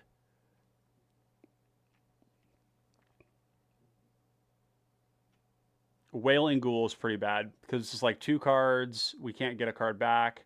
It's not card advantage. It's just purely mill. That's like, this is kind of what I want to avoid. Does that make sense, chat? Like why I want to avoid this? Like it's just a card that is purely for Akawalli. Whereas like Satyr Wayfinder gives us a land back. It guarantees our 3rd land drop if we play it on 2. I don't want cards that are just like these dog shit, like mill things into the graveyard and do nothing. I want to get cards back. I want card advantage from that, right? Or at least card parity. Atrocious Experiment and Funeral Rites are both interesting, but we are already like stacked on draw. Like what we need more of is creatures.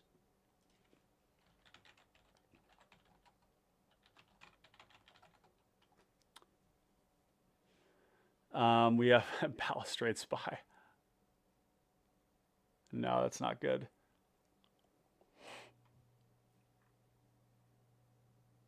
Oh.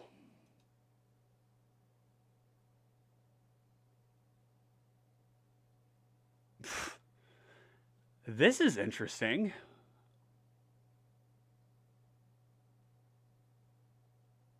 Huh.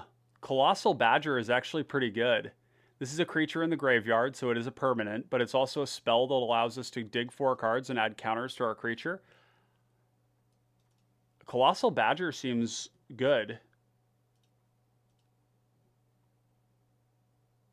Oh, Eccentric Farmer is also probably pretty good, but it is 3 mana.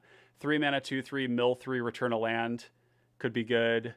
We need to get something back at all times, right? This doesn't give us something back, but it is just a card. Oh, the funny thing is, well, it's just card advantage, right? It's like a 6/5 that we can cast from the command zone or cast from the exile, Excavation Mole, no.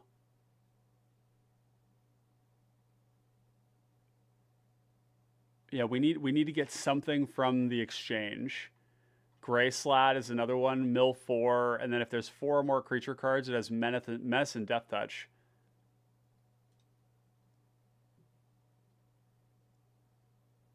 That's interesting, because again, this is giving us something else. It's giving us a creature, and if there's 4 creatures in our graveyard, and this is a 4/1 Menace Death Touch, that is pretty strong. Pretty strong. Okay, so I think that if we were looking at additional ads, it would be Gray Slad, Colossal Badger, Circle of the Land Druid as additional cards that we could bring in. And the question is, what else would we cut? But I think that's a question for another time. Chat, thank you so much for being here today. I hope you've all had a great time. I hope you've learned a little bit about this deck building paradigm wherein we have, a commander that's aggressive with a very grindy deck. I think that dynamic is very good. Being proactive is a good thing right now. If you can build proactivity into a mid-range deck that still plays like a good number of removal spells and plenty of interaction. Obviously, this deck grinds incredibly hard, and it has answers to a lot of things. I'm pretty pleased with where we're at here. I think the next question is going to be just like for those next 3 cards, like what does that look like and whether we play those.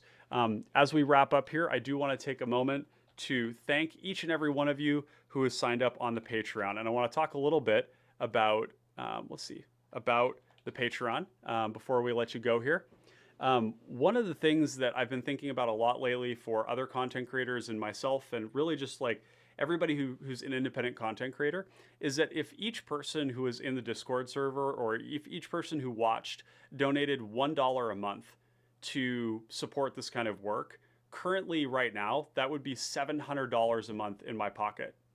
And that would be the kind of money that would allow me to pay for better software, to buy a new computer so that it doesn't crash on us when we're doing this stuff, that would allow me to support all sorts of other development work inside this channel that directly improves your experience, as well as giving you access to the supporters section of the Discord.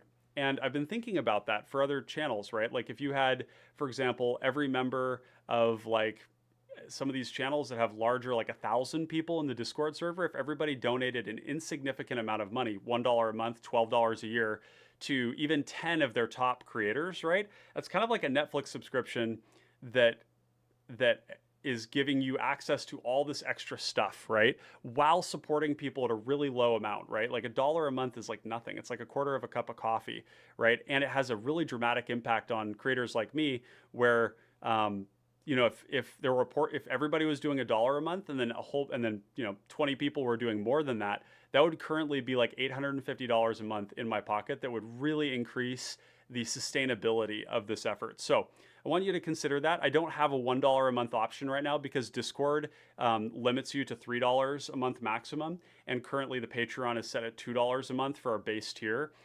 But I am actively considering and exploring what that would look like because it's a really dramatic impact if 700 people all put $1.